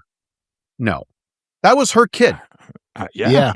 So there's no way that was her. I can't see her being so pissed off at her son that she's going to do that. Like it's Although one thing to she's- kill the kid; it's another to She's do it very that open way. to him being killed. She 'cause was he's like the flipping father. about it at the end. Like, no, we got rid of him. I could Like, not believe. Yeah, I They was don't not- explain that at all. That Right. one stuck with me. I was like, well, wait a second. This is what took her out of contention for me. Right. I know. Her son gets it. I'm like, oh, okay. So now her maybe in Really? Scream 9, Mhm. she's part of the trauma now. You know what I mean? That's Like actually what solidified her suspicion to me. that Wow. she killed Interesting her, that her kid died. they killed her kid. Interesting. Yeah. Wow. That, and we hadn't really seen her since the first Ghostface was killed. Right. True. That is true. She is not part of anything until. Huh. Yeah. So now Tatum's running through the street, goes to the movie theater that's playing Texas Chainsaw Massacre, 7 and 9:30 or whatever the times were, but it's closed because it's curfew. Right. Stands there like, I can't get into the movie theater, and here comes Ghostface. So somehow I just duck around the corner and Ghostface doesn't see me. I didn't understand that at all. They're in the wide open street. Yeah. Yet she's able to hide behind the flower van or whatever the hell that thing was. Like It was the like a little big Ghostface cart. should be able to track your foot sounds, like your footsteps. I mean, Ghostface has eyes. He's not blind. Like, how did you not see her? She's standing trying to get in the room. Like, come on. She doesn't have the superpowers like you do. No, clearly Maybe, not. you know what? Maybe she caught him on a shift change. Oh, you know what? There They is were around something the to be corner? said. There is something to be said about the shift change, and I'll tell you why I believe that. Because when she does go to the little latte, Ghostface knows the code to get in, and Marco wouldn't know that, but chick that Jessica would. right, Anna Camp would. Right. So You're right there. So it's got to be her. Yeah. Right. Yeah. So maybe there was it's- a another. I'm with morning you, Mark. Ralph, I morning think there. Sam, I you think know? there was a shift change. I think that's where the Ghostface is kind of. Switched. Yeah, but you know how they couldn't have switched? And here's how. Here's the funny thing. When we see who she shoots through the wall, it's Marco because he's wearing the bulletproof vest. Yes. Oh, yeah. So they try and tell you that maybe Anna Camp told Marco the code so he Must could have. unlock the door. But like, I'm really stretching here to make this thing make Yeah. sense. But why would she tell him the code? Like you. But wouldn't that's what have I'm known saying, like, that's where how- she's running to. You know, Yeah. in So, case hey, Tatum look. goes to the little latte, here's the 4-digit code to open the Yeah, door. look, we all know that when Nev Campbell and her kid are in trouble, they gravitate towards their coffee shop. Goes a Right. little latte. Yeah. That's it. So Either that or while he before we was get off outside door trying locks, to get. by the way. Oh, sorry. Sorry, before we get off door locks, by the way, and leave the bar, like, why can't anyone get out of the bar? thank you. Oh, good question. yeah, that How is are true they too, locked right. in? Question. That's not how locks work. Like, Yeah. any business, it's just a deadbolt. You turn the Yeah. thing. Yeah. If that's the No case, keys required. if that's the case, I got to call into work tomorrow. I'm not getting out of here. Yeah. I I'm locked the door work, from the I can't inside. leave. Apparently, that's how you do it. You know, Right. Oh, you know what That- it is? that is They true. work. Mark, they work for the NSA. It's the same from the War of the Worlds. with Ice Jeepers Cube. cripes. That Yes. Christ, Lord. that is a good point about the door lock too. But like, That's a very Ghostface good could get point. in, but they can't get thought about out. that as Like, soon as I watched the movies, like they're like jamming on the door, and I'm like, Mhm. "Fucking turn the deadbolt, stupid." This is why I hate those characters. They're dumb. I know. But it would have made sense if one of them was in on it, which you could explain. Okay, they're all on the inside, door locked. Well, how did Ghostface get in? It was one of these kids. Right. It would have made sense. Like maybe would have if Anna made sense. Like again, And I don't know why they wouldn't have brought Anna Camp's son into the plot. Like, why not have? They should have made that a family affair. If they're going to have Jessica be one of them, the son should have especially been if you're gonna somehow in on have- it. Like he could have Right. been the one. He You're could have right. stalked all those kids and killed them all. Well, If you're going to have Nev Campbell and her daughter, why not have Anna Camp and her son? Exactly. right. Right? The Yeah. parallel. But Yeah. again, The that true would be crime good movie enthusiast. writing. Yeah, and this like movie's not interested in that. they But, would no. rather we have the true crime enthusiast be a red herring than to actually make sense that her and but somehow it makes sense that his mom is just going to off him and does Yeah, not right. give a shit. well, Like that was better. somehow. Yeah, instead of him because of a participating. relationship with a character that we don't see, that is literally told in 2 sentences of exposition during the end. Mhm. That it, Mhm. because Get of this there. exposition, it's okay that my son got murdered because he was like Well, his dad. He was too much like the dad. That's Right. the problem. That's the what dad she that we says. don't know. Right. Yeah. Right. Yeah, meanwhile, No this idea. kid has exhibited no signs of like anger, violence. Right. He just gets Well, a little he's into true pissy about crime. he gets a little pissy about He's being into called true weird. crime. That's the first step of a psycho killer. Which, Right. by And the so way, sh- of all the characters in the movie who are into true crime podcast, the guy is the one yeah. who is. Well, that's yeah. Mhm. Exactly. I'm sorry. All the people that I know that love true crime podcasts are middle-aged women. Right. Yeah, Right. Jessica should have been My the real wife fan. Yeah, specifically. Well, and specifically, you would think this book was, again, it's giving away the end, but like she talks about how much this book changed her life. They moved there to fucking be next to Syndey. You think the kid would have woke up and said, "Ma, we're going to move next to Syndey Prescott?" This is like, Right. You know, like he's so nonchalant about the fact that he's living next to the person who survived all the stab murders that, you know, but then he gets Do you killed. think that house was easy to sell? Oh. The house next to Syndey Prescott, like nobody wanted to live there. Yeah. I mean, she was the stab movies. She was Syndey, right. She was Syndey Evans. They're like, God, that's, if you want to get killed, move to that address. Like that's a good place to go. Yeah. Anna Camp comes back from the negotiation. Oh yeah, it was a real killer. I won. Yeah. I got the house. And so then Tatum's in the coffee shop, right, hiding. All of a sudden, then. Oh yes, I wanted to speak to that. Right. How did Ghostface get in? Easy. We don't see him the whole time because we're focused on her. So what we missed was him ducking around the corner going, Ghostface 1 to Ghostface 2, Ghostface 1 to Ghostface 2. I need the code for the little latte. Right. Do they have another Chloe, but from 24? It's like, okay, let me hack in. Yeah. Right, like Keyboard giving all sounds, the codes. yep. I would Here's have my been thing. more. I would have been more impressed if Ghostface would have pulled out like little, like a Freon spray, like in the Mission Impossible movies, where the buttons would have lit up, and I would have been like, oh, at least like I now know, like he sprays half spray and can see the button she pushed to It's know the how to daughter's get in. As birthday opposed, right? and whatever. How about the fact that the building is glass all the way around? I Like, know. you're gonna go kill Smash the someone, window. just break the window. Right, break the window. I'm gonna It's worry not about the like code. you have cops roaming the streets. I know, right? And in fact, that does happen during the chase, though. They actually, a window gets broken, an alarm goes off. Nothing comes of that. No. The police are too busy securing a different part of town. So we'll get to that when we get to it. Right. But here's the thing. Here's my thing about the whole thing, because Sydney's running towards. So Tatum goes into the office, and Syndey sees her on the security cameras. Yes. And in the middle of the street, Syndey stops, and then all of a sudden, her phone loses signal. Mhm. And I sat there in the theater going, "It's 2026. Can we stop with the losing signal bullshit?" You know I'm what? sorry. I wish Just that was about true, but I was on a call today and my everywhere you fucking go. iPhone dropped the call. Like literally got an today, I iPhone. was on a call with somebody and the iPhone dropped a call. Now, I don't know if it's because I'm in a tiny city of New York where like there's no service or, you know, but in Pine But come Grove, on. I could suspend that a little bit. But like, here's the part that I don't get. Outside. I'm sorry. She's- It's not, if she was in her panic room, fine. Yes. She's All right. surrounded by metal. All right. She's in an elevator. Fine. Yeah, She's no, I'm with outside in Derek the middle on of the this one. street. I- Sorry. Okay. And aside from that, she only loses cell phone signal for 10 seconds. And then 10 she gets it seconds. back. Just enough to realize that she's not going to make it there. That's the only reason she loses the signal. So she could go, Tatum, I'm not going to make it. Here's what you got to do. And then she's going to stream video. Right. This, Thank you. Yeah. you know, Maybe listen, she tapped into a neighbor's Wi-Fi or Right. something. I don't know. Maybe there was a Starbucks next door. I had to switch to iPhone because my house is old. It has a steel roof and there are power lines right outside of here. I can barely get signal. I have to go, oddly enough, to the middle of the street to make a call. Thank you. So- Yeah, see? So you understand the plight of Sydney. You and No, her. I don't. No, I have to go there to Why make did the she call. lose signal? If she was under That's a power beat. lines in her steel box, you know, on a freight train to I- nowhere, then right. maybe she would lose signal. But in the middle But of now a she's suburban watching- neighborhood, yeah.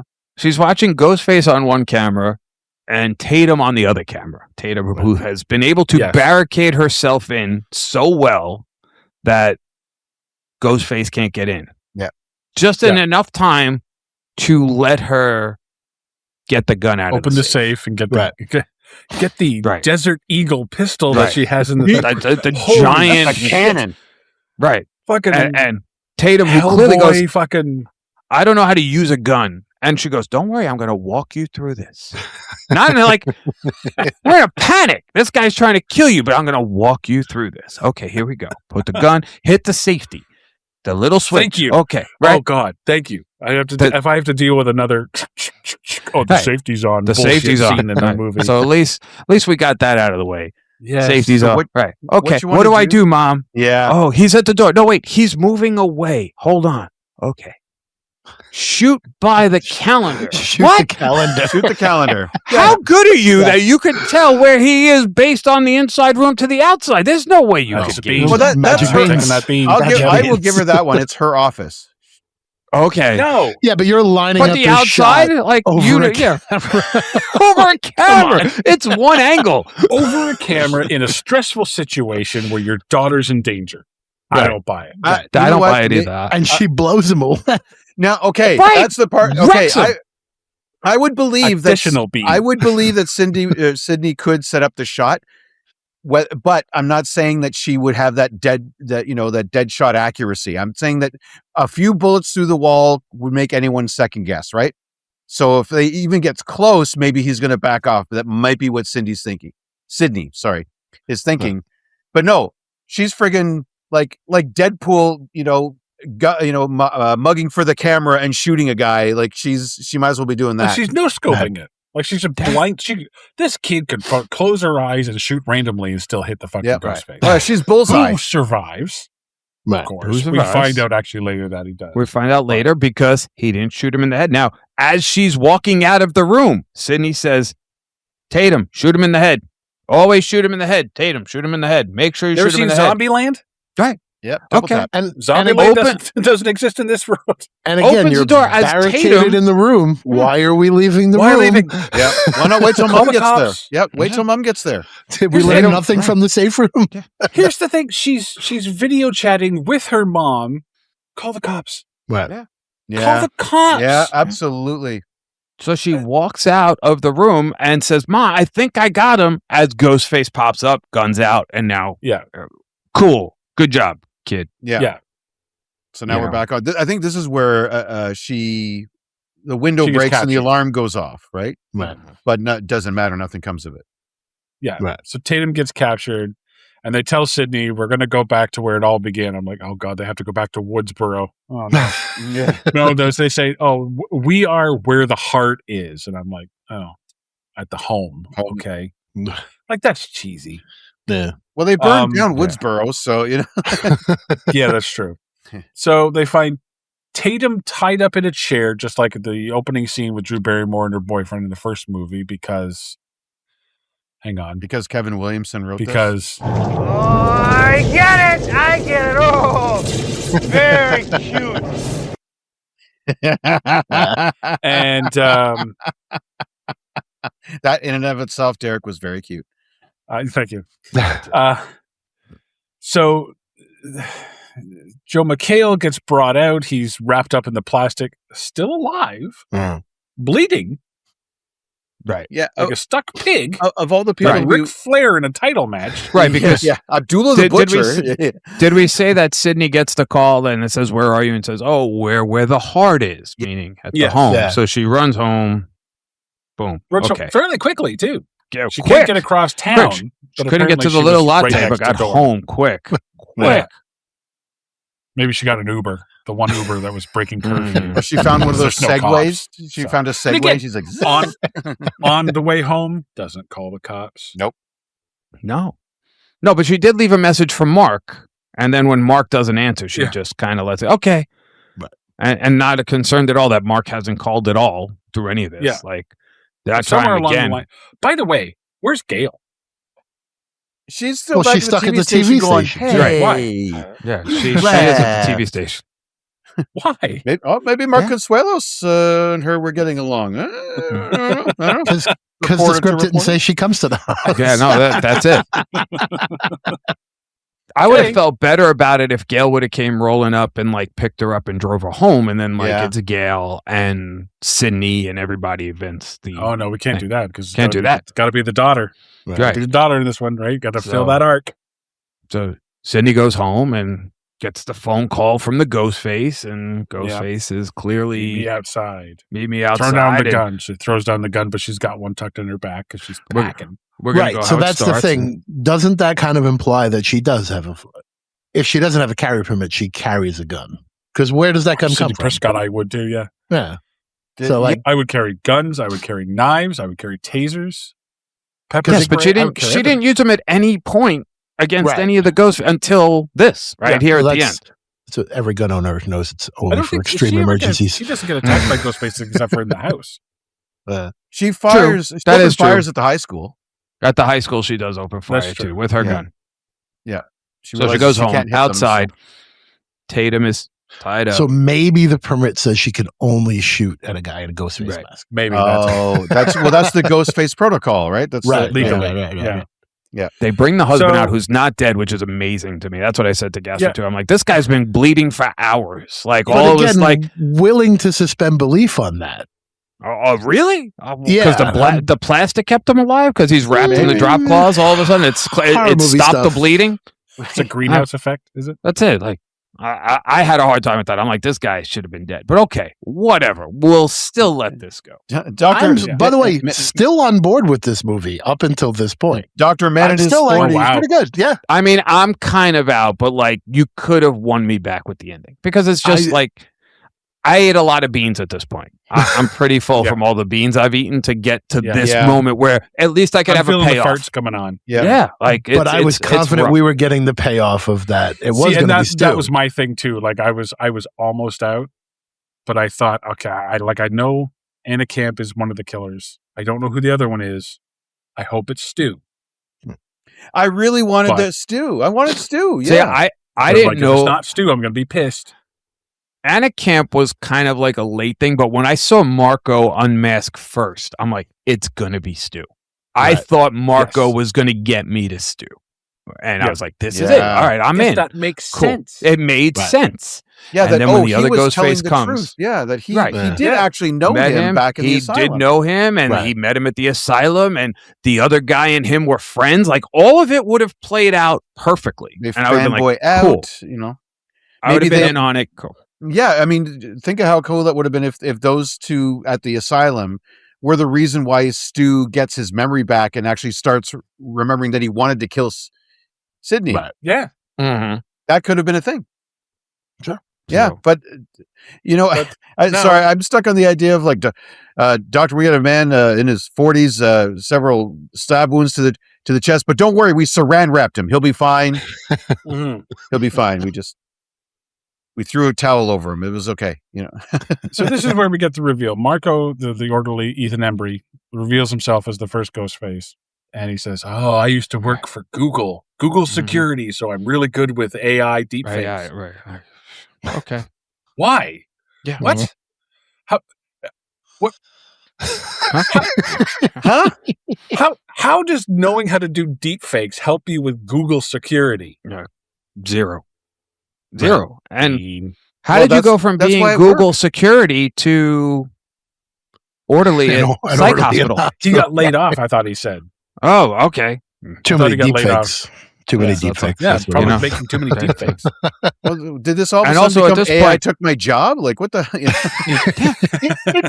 And at this point, he's dragged Mark out too, who's on the floor in front of Tatum, alive, no less. Yeah. And is able to reach in his pocket after being stabbed repeatedly and pull out a knife. So he can then also, without Free- anybody knowing, I'm in plastic. I can't move in a fucking t-shirt and you not here. But this guy's Yeah. in a plastic fucking, tarp and can move and cut tape basically and free Tatum's feet while Jessica comes out to reveal herself as the other Ghostface. And that's where I Yeah. was. The minute Jessica's face Right. was on the Well, screen, Marco comes it- out and says, "Isn't that right, Stu?" And then the second Ghostface comes out, and I'm like, "Oh, okay." yeah, I was cool with that. I don't care if it's shorter than what my Matthew Lillard would be, as long as it's Matthew Lillard. I don't care. And then it's Mhm. revealed to be Anna, and I'm like, Yeah. I mean, okay, I called that, but I would have been fucking happy if it was why? an animatronic Matthew Lillard from Five Nights at Freddy's. You could have just That brought was one of the five. Golden You Freddy. could have, you could have brought a Five Nights at Freddy guys in. I would have felt better about it than Anna Camp, who came out of nowhere, and Yeah. then the explanation for why Ah. she's doing it is really the explanation- dumbest shit.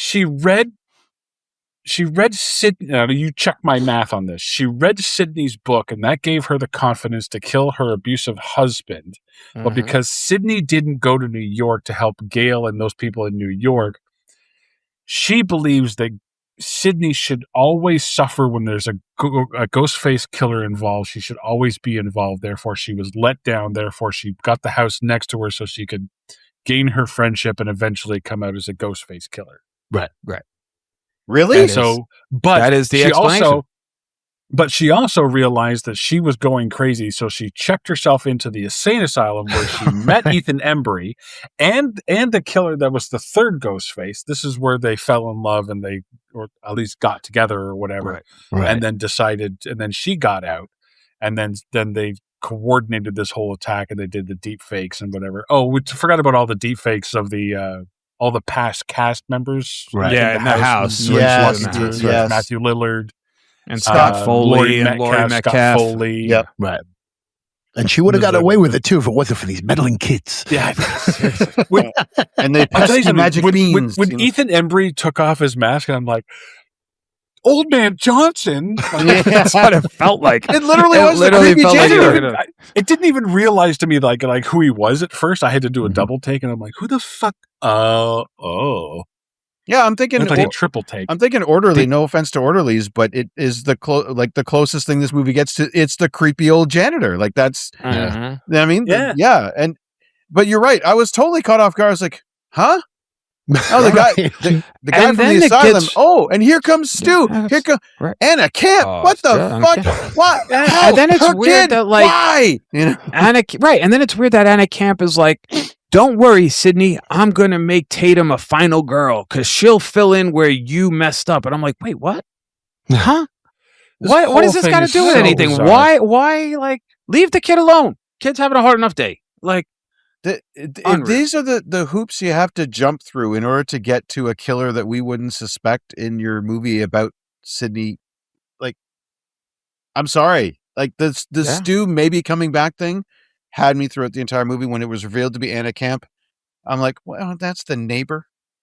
It's her girl. It's her bestie from Her the bestie? coffee Oh, shop. my Like, Especially when you have Stu he's in the movie, right? Right. Like, how do you not look at what you have and go like, it's just a better movie if it's him? So just throw him some more money, and then you have him.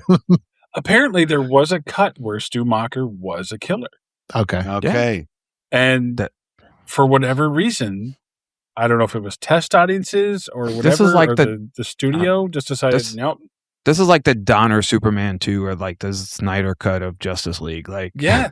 this could have been, and I would have been on board for it, honestly, because everything would have made sense. And then when all is said and done, Mark cuts Tatum loose. Yep. She headbutts Jessica and like goes up and runs away. And then they end up in the garage, right? In the unfinished Marco garage. gets killed. Marco gets killed. They're in the unfinished garage. And now they have to take care of the one last Ghostface. And it's two middle-aged women duking it out. Duking it out. Fighting, whatever. All of a sudden, boom, boom, boom, boom, boom. Finally shoots him in the head. Paints this weird painting that no brain has ever Not just buried. shoots her in the head. Shot her Both face right Tatum- off. Yeah, both Tatum Both- and Syndey. Both Syndey and Tatum, who didn't know how to use a gun Mm-hmm. just 5 minutes ago, can Shoots her now face off. headshot somebody Right. And clearly blows her 17 face off. times. They turn her face Now, into okay. hamburger. Two people blowing her face off. That was a cool death. Doesn't That was make cool. any sense. Doesn't make sense. And the blood splatter was not really. Dexter would have had a hard time explaining that blood splatter. Like, there is no way when you see what's left on the friggin' the drop cloth, there's no way that made any sense. But I'm like, whatever. Like, at this point, I was so over the movie. I was just glad it was over. Yeah. And then that But wasn't it's even not the over. last thing to annoy me. Right. That wasn't the last annoyance. Yeah, Because then we have to sit down and she says, "Oh, will you name me Tatum after your friend, after your stupid friend?" She's like, "No, Tatum was a strong, independent, Right. brave woman." I'm like, she got killed in a cat door On a garage door. because she was stupid. Yeah, Yeah. stupid. What are you But that's not talking even the about? worst part of this. That's not the is thing that offended me the most. So I was basically, she lets the husband go to the hospital by himself. Yeah. Yeah. So she could have this heart to heart with the daughter. with the kid. And then Fuck the my- husband, girl boss. My final being, no EMT gets in the back of the fucking ambulance with the guy. He's going to Yeah. bleed out by himself. I'm watching this and I'm stewing at this point because I was going to throw my popcorn. That's how fucking annoyed I was. Like, I was so Love to have seen pissed that. between Jessica being the killer and the fucking shitty face being blown off. And now the poor husband who's had to survive all this horse shit gets in the ambulance by himself. Not like Sydney's like, "Hey, Tatum, we have to talk, but I'm going to go with your dad." No. Right. Sorry. Or Let me go talk with to you. him. Well, yeah, Come with me. Why We'll isn't talk this in the ambulance? Yeah, We'll why talk isn't in the the heart to car. heart in the ambulance while Dad's bleeding out? Why aren't they having the But heart that's to heart? Well, no EMT is in the back, and I'm just like, this is the worst ending of the movie. Turbulence might have had a better ending, and that says a lot. Yeah, and I just I just couldn't believe it. It's like, no, Tatum was brave and Tatum was smart and Tatum spoke her mind. I'm like, Tatum got killed in a cat door and a garage door. What are you talking about? Tatum was stupid. Yeah, her character was floozy. And there's a whole movie based on her death. Yeah. Right. And like, it's just so ridiculous. And then like the credits roll. I'm like, glad this thing is over. Now, do you think that with all this after talk about Tatum and the blah, blah, blah, blah, do you think that was maybe meant to be, or at least was setting up the fact that it could be the final Scream movie? Because there's sort of that after I that took denouement.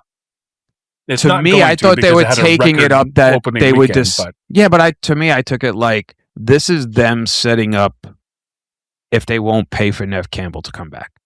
Yeah. They could pay Tatum to be much quicker, If that's cheaper. Like, it's a passing of the torch. It totally that's felt exactly like that. how I took it. Like, oh, you're going to be this strong. You can carry on. You killed the Ghostface. Like that. Whenever who it's going to be the next movie, if Nev Campbell is priced out or whatever, Right.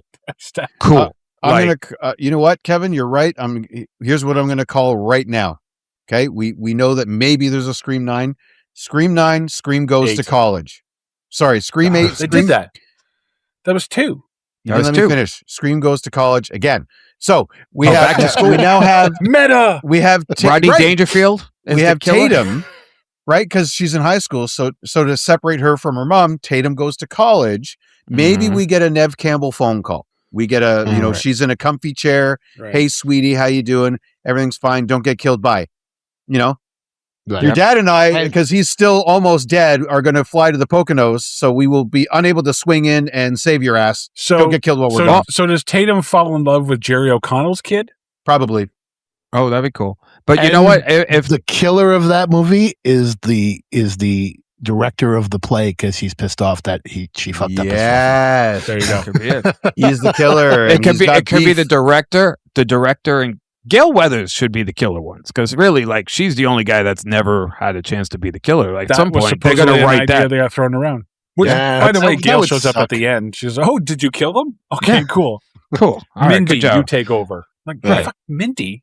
Oh yeah, and then that whole mid-credit scene is her doing the terrible broadcast, which really makes no sense. I couldn't even tell why they put that shit in mid-credit there. scene. Yeah. Oh yeah, there's a mid-credit scene. Oh yeah, because I looked Oh. up if there was a stinger because I wanted to know. The mid-credit scene is Mindy trying to do the news broadcast and can't even say her name right. Meanwhile, the guy who's got no shoulder is trying to work the camera. He's like, "I'll get the tripod," and like, all of a sudden she can't do the broadcast. She can't say. She's trying to give the report, and it makes no sense. There's really it was no supposed to point be like for it. comedy, but it was stupid. It was dumb. I'm glad I didn't. Mindy and Chad try to record a news report while on scene. Mindy messes up a few times, and Chad laughs while ridiculing her mistakes. Mm-hmm. Mindy finally gets the introduction correct, and Chad stops and says, "Oh my God, I wasn't recording any of that." 1 second. Mindy responds with, "I hate you." I hate those characters even more. Yeah, I like it was one of the most pointless scenes. In typical, like the last scene is always like the flash of the Ghostface mask and the whatever. Like it could be back, it could not be back, whatever. See, but here's the thing: in this movie, these two are stabbed again, and they survive. That's They're what I'm stabbed saying. in the bar. Yeah. So in my sequel, Scream Goes to College again, they're going to be teachers and they'll be insufferable again. I bet they would be teachers. Yeah, they're going to be teaching some With that sort of fucking media $1 class salaries. or whatever, and they're going to be insufferable. And the problem is, like you said, because it made so much money, they're not going to let it go. But at some point, there's just no story. Like just reboot it. Well, that's it. Yeah. Or Start fresh. yeah, Make but McKenna how are you Grace going to your new what? fucking Syndey. I guess, So but like, she's what are you gonna going to be in do? every Just do the fucking horror whole sort of thing over? Like, I mean, that's tough. Like what Saw did at Saw 10 was kind of interesting, but they also injected that in the middle of like all the shit that had happened, and the way it ends was kind of cool. But like, I don't know how you do that can't with do this. that because then That's what I'm saying with this. There's no way to kind of undo the mess you've made, and you've made a mess of it at this point. like even in that movie, like Amanda looks older than she does in Saw 1. Yeah. Well, that's And Courtney Cox looks much different than she does in Scream 1. Yeah, so right. that would be a giant magic bean if you had to make that movie. So well, that's what they'd I'm have saying. to Like, totally I recast. don't. Yeah, I don't want them to bring Dewey back. Like, I don't think you need to go to that point. Like, to have some weird offshoot storyline that we've never heard of. Like, that was kind of almost what they did in 6 because they didn't have anybody except Gale. So, like, they kind of wrote this other story that, like, you didn't. Nobody gave a shit, and that's why to me 6 is the worst. Like, even the first kill in that, where it's the teacher and the student, and like he gets killed by another. Like, they like to keep now having Ghostface kill Ghostface, and I'm like, what? This is dumb. Like, can't we just all work together? Like, if you're all going to be Ghostface, just work together. Have 10 Ghostface and like be a gang of Ghostface. But like can't they had in that one. Like, why do we have to have a Ghostface? Ghostface. Yeah. You know what? But the one kills the other, and I told you, and then the kids in the fucking fridge. I'm just like, I can't with this one. Like in Scream 17, there's going to be 50 ghost faces, and it's going to be like Syndey Prescott versus the world. She's going to defeat all of them. The best thing they could really do style. The best thing they could do for the franchise Gaspar, is just take all of the horror tropes that we know and like put them into a new movie. So like, don't feed Ghostface after midnight, or like 4 more Ghostface will come out of his back, and then one will live in the toilet, so that like a ghoulie. Yeah, and one will attack in the dreams. One will have that's a what I'm just saying. Like, yes, Yeah. and just have every Ghostface be every trope. That's what.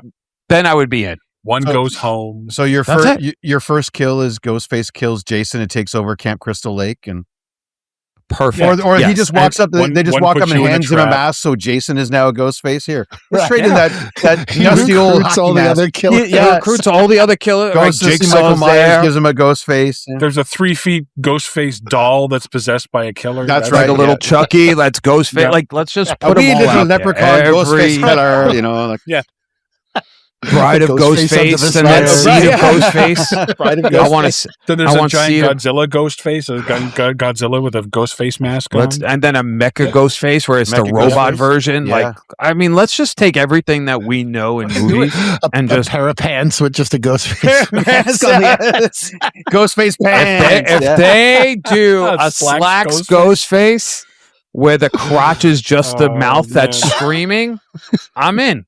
I will watch that sequel. That should be Slacks 2. Slacks too. Yeah. So what about If they make that movie, Kevin, you're going to produce it. That's what's going to happen. You know what?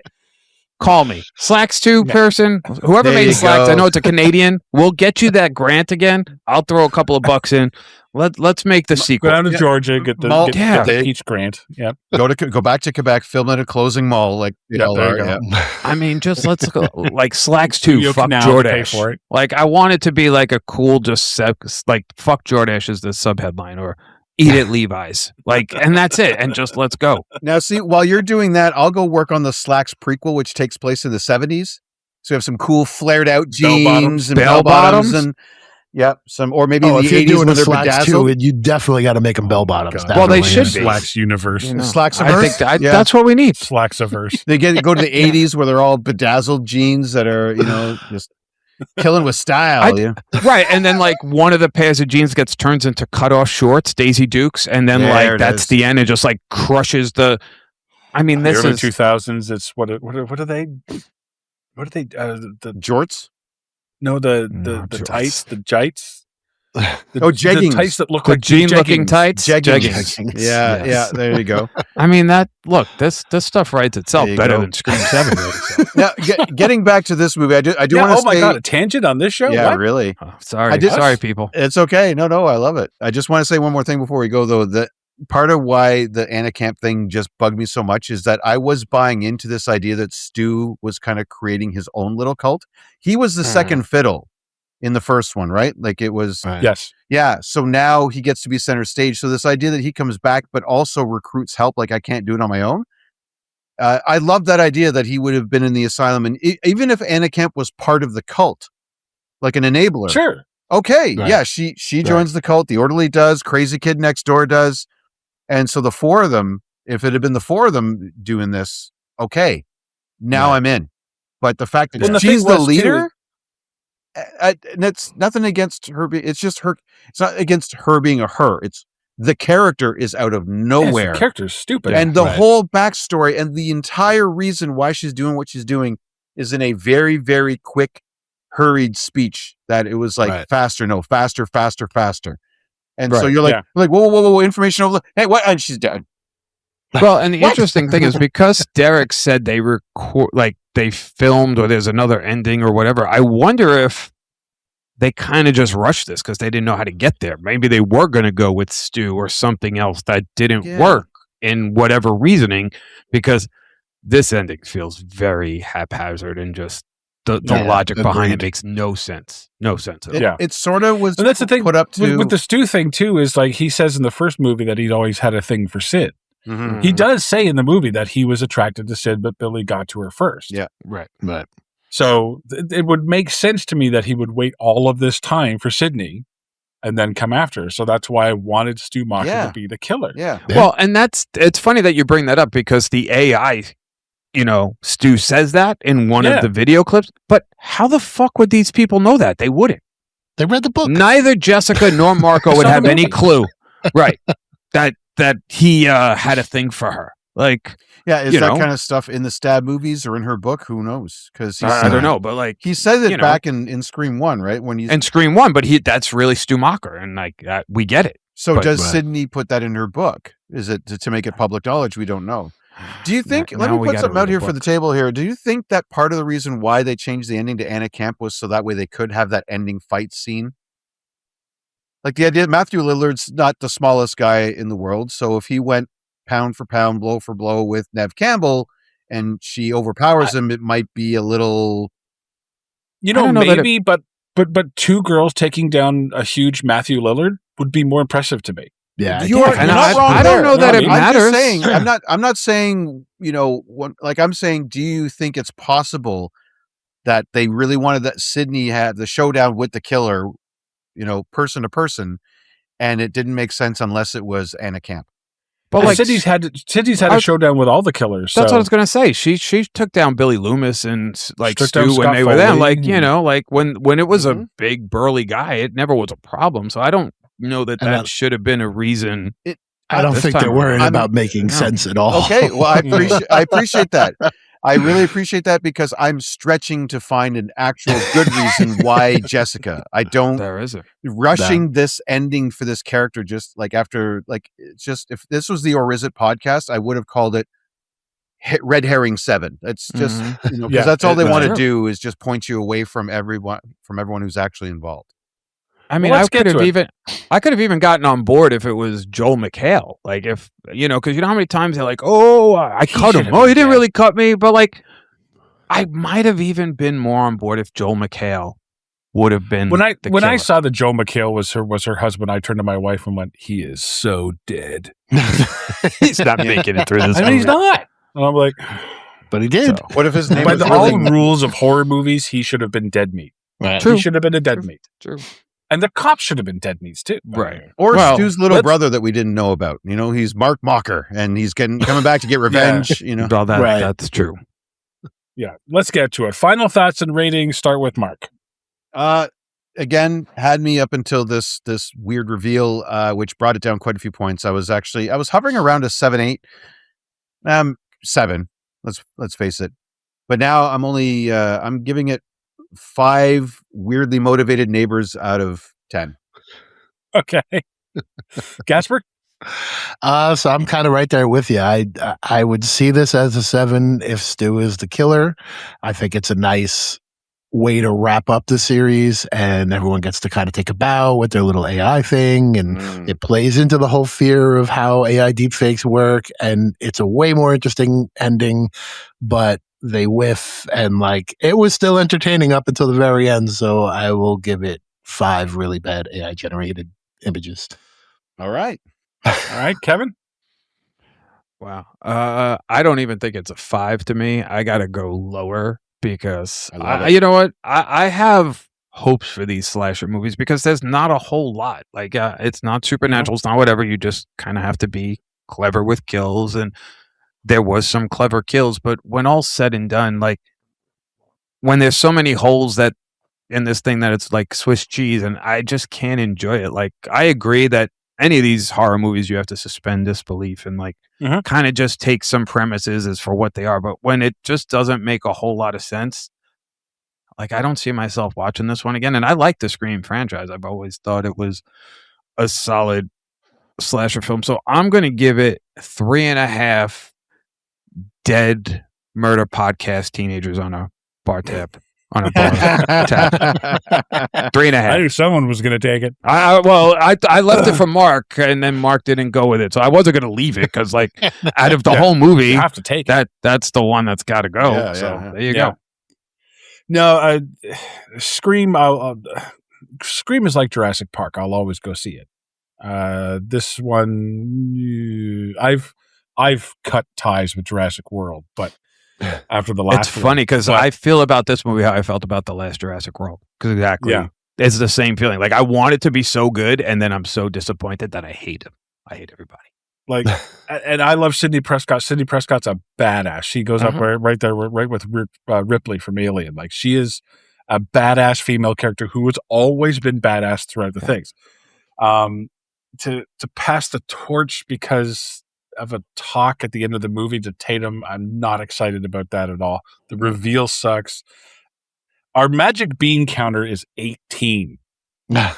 Wow. Wrecking Crew had 3. Scream 7 is 18, so they're certainly setting a mark here. Yep. That's the one to beat this year. With so many magic beans, I'm going the lowest of all of us. I'm going 3 unbelievable signal losses on an iPhone out of 10. Well done. Sorry, I cannot. I'm with you, Derek. Like, Syndey Prescott was such a great character that it sucks for me. Like, she is the thing I have no problem with in this movie is just her being bad. Her everything she does is like on character. It's just everything they threw around her made no sense. Aside from leaving the panic room. Aside from leaving the panic room. Yeah. And like running to go get the daughter instead of like grabbing the car. But like, when I chalk that up to bad writing. When she's swinging the gun around and everything like that, and Gaspar, correct me if I'm wrong, her technique isn't that bad. Like, she's had training. And you would believe that character would have made a point in her adulthood to get that kind of training. Am I wrong? Like, she knows how to cover her exits and cover the angles and how to check a room. And I mean, yeah, you would think she would have that kind of training. I mean, she certainly exhibits a cop now, you know. Yeah, she has that training by movie too. Yeah, like, I mean, and she exhibits that in the way she handles the firearm throughout the movie. So yeah, you would think so. But it makes sense. It makes sense for her character. Like, that's the thing. Syndey Prescott. I'm agreeing with you guys. Her character makes sense after going what she went through. She would toughen up. She would put these walls in place, figuratively and literally. And it just, she is a great character. Don't get me wrong. Yeah. Okay. Well, before we get into what we're seeing next, guys, you're guys in the Hoodrat recap. Great show. I listen to every episode. Awesome. I actually, when I went on a road trip recently, I asked Gaspar and Mike for some Hold Steady songs, and I got into Unpleasant Breakfast. Oh, great song. I like that one. I got into that one. You guys have a podcast that talks all about the Hold Steady. I will play your promo here.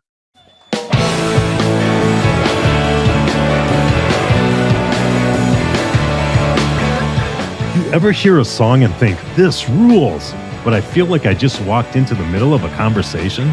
Yeah, like you missed 3 backstories, 2 nicknames, and a very important night in Minneapolis.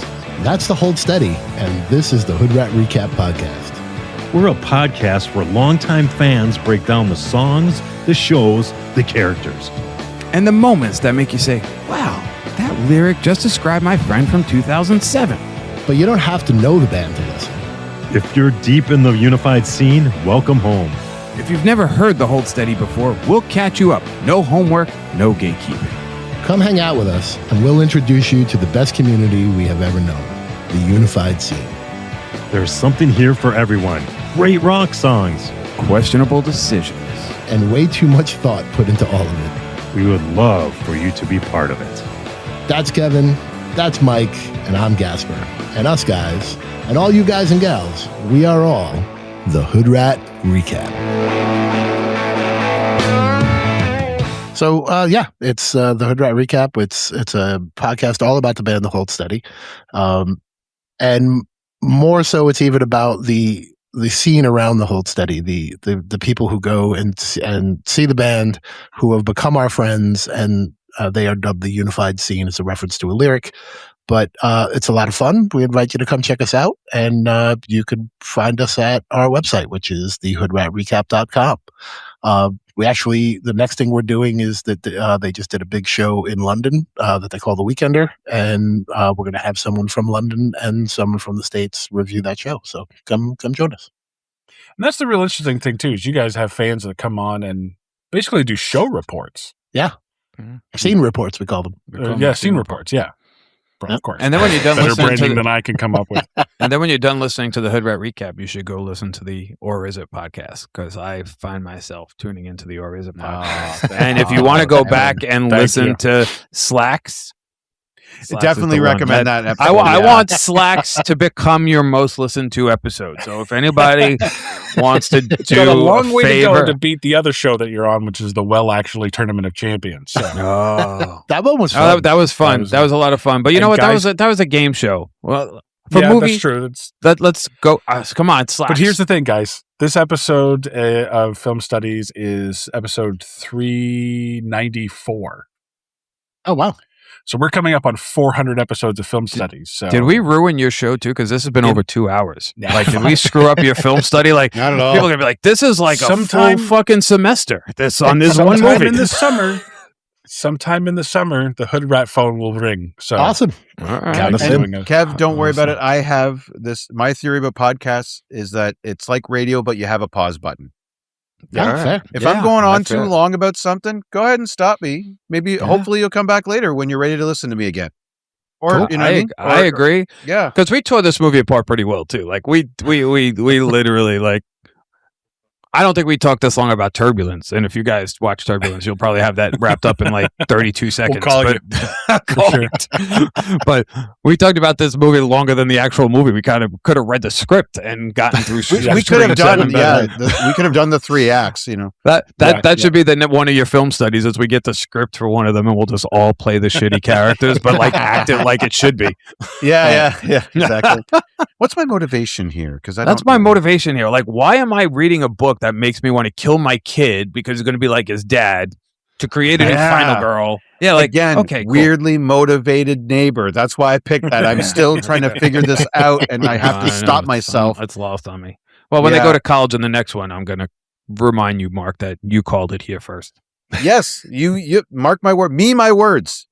Me, my words. Anyway, that was awesome. Anyway, boys, always a pleasure when you come on. Thank you, guys. We appreciate you having us on. This was a blast. Yeah, a lot of fun. On the Or Is It movie podcast this week, we just released Krull. No, I love Krull. I'm going to watch it. I'm going to listen to it. Coming up next week is a sequel to a movie we did early on. We did Urban Legends Final Cut. And also coming up on Film Studies next time, probably going to do a twofer. Going to do Ready or Not, Here I Come 2, or Ready or Not 2, Here I Come, and Project Hail Mary, both releasing on the same day. Wait, is there a Ready or Not 2? They're, coming out on the 20th.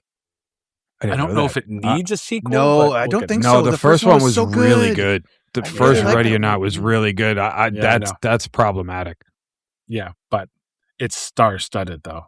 Is it? Oh, I'm gonna have to check it out. I have to see. I haven't seen a trailer or anything on it, so I have to see that. I did see a back-to-back double feature because I'd only have one day off that I can go see a movie. So. I did see the Faces of Death trailer, so you should maybe do Faces of Death original versus the new one and see. That might be interesting. You know, cool. The new one's pretty good. Spoiler alert! Enjoy, we're guys. hoping to have a special guest on Project Hail Mary. We'll tease that. A familiar voice, maybe.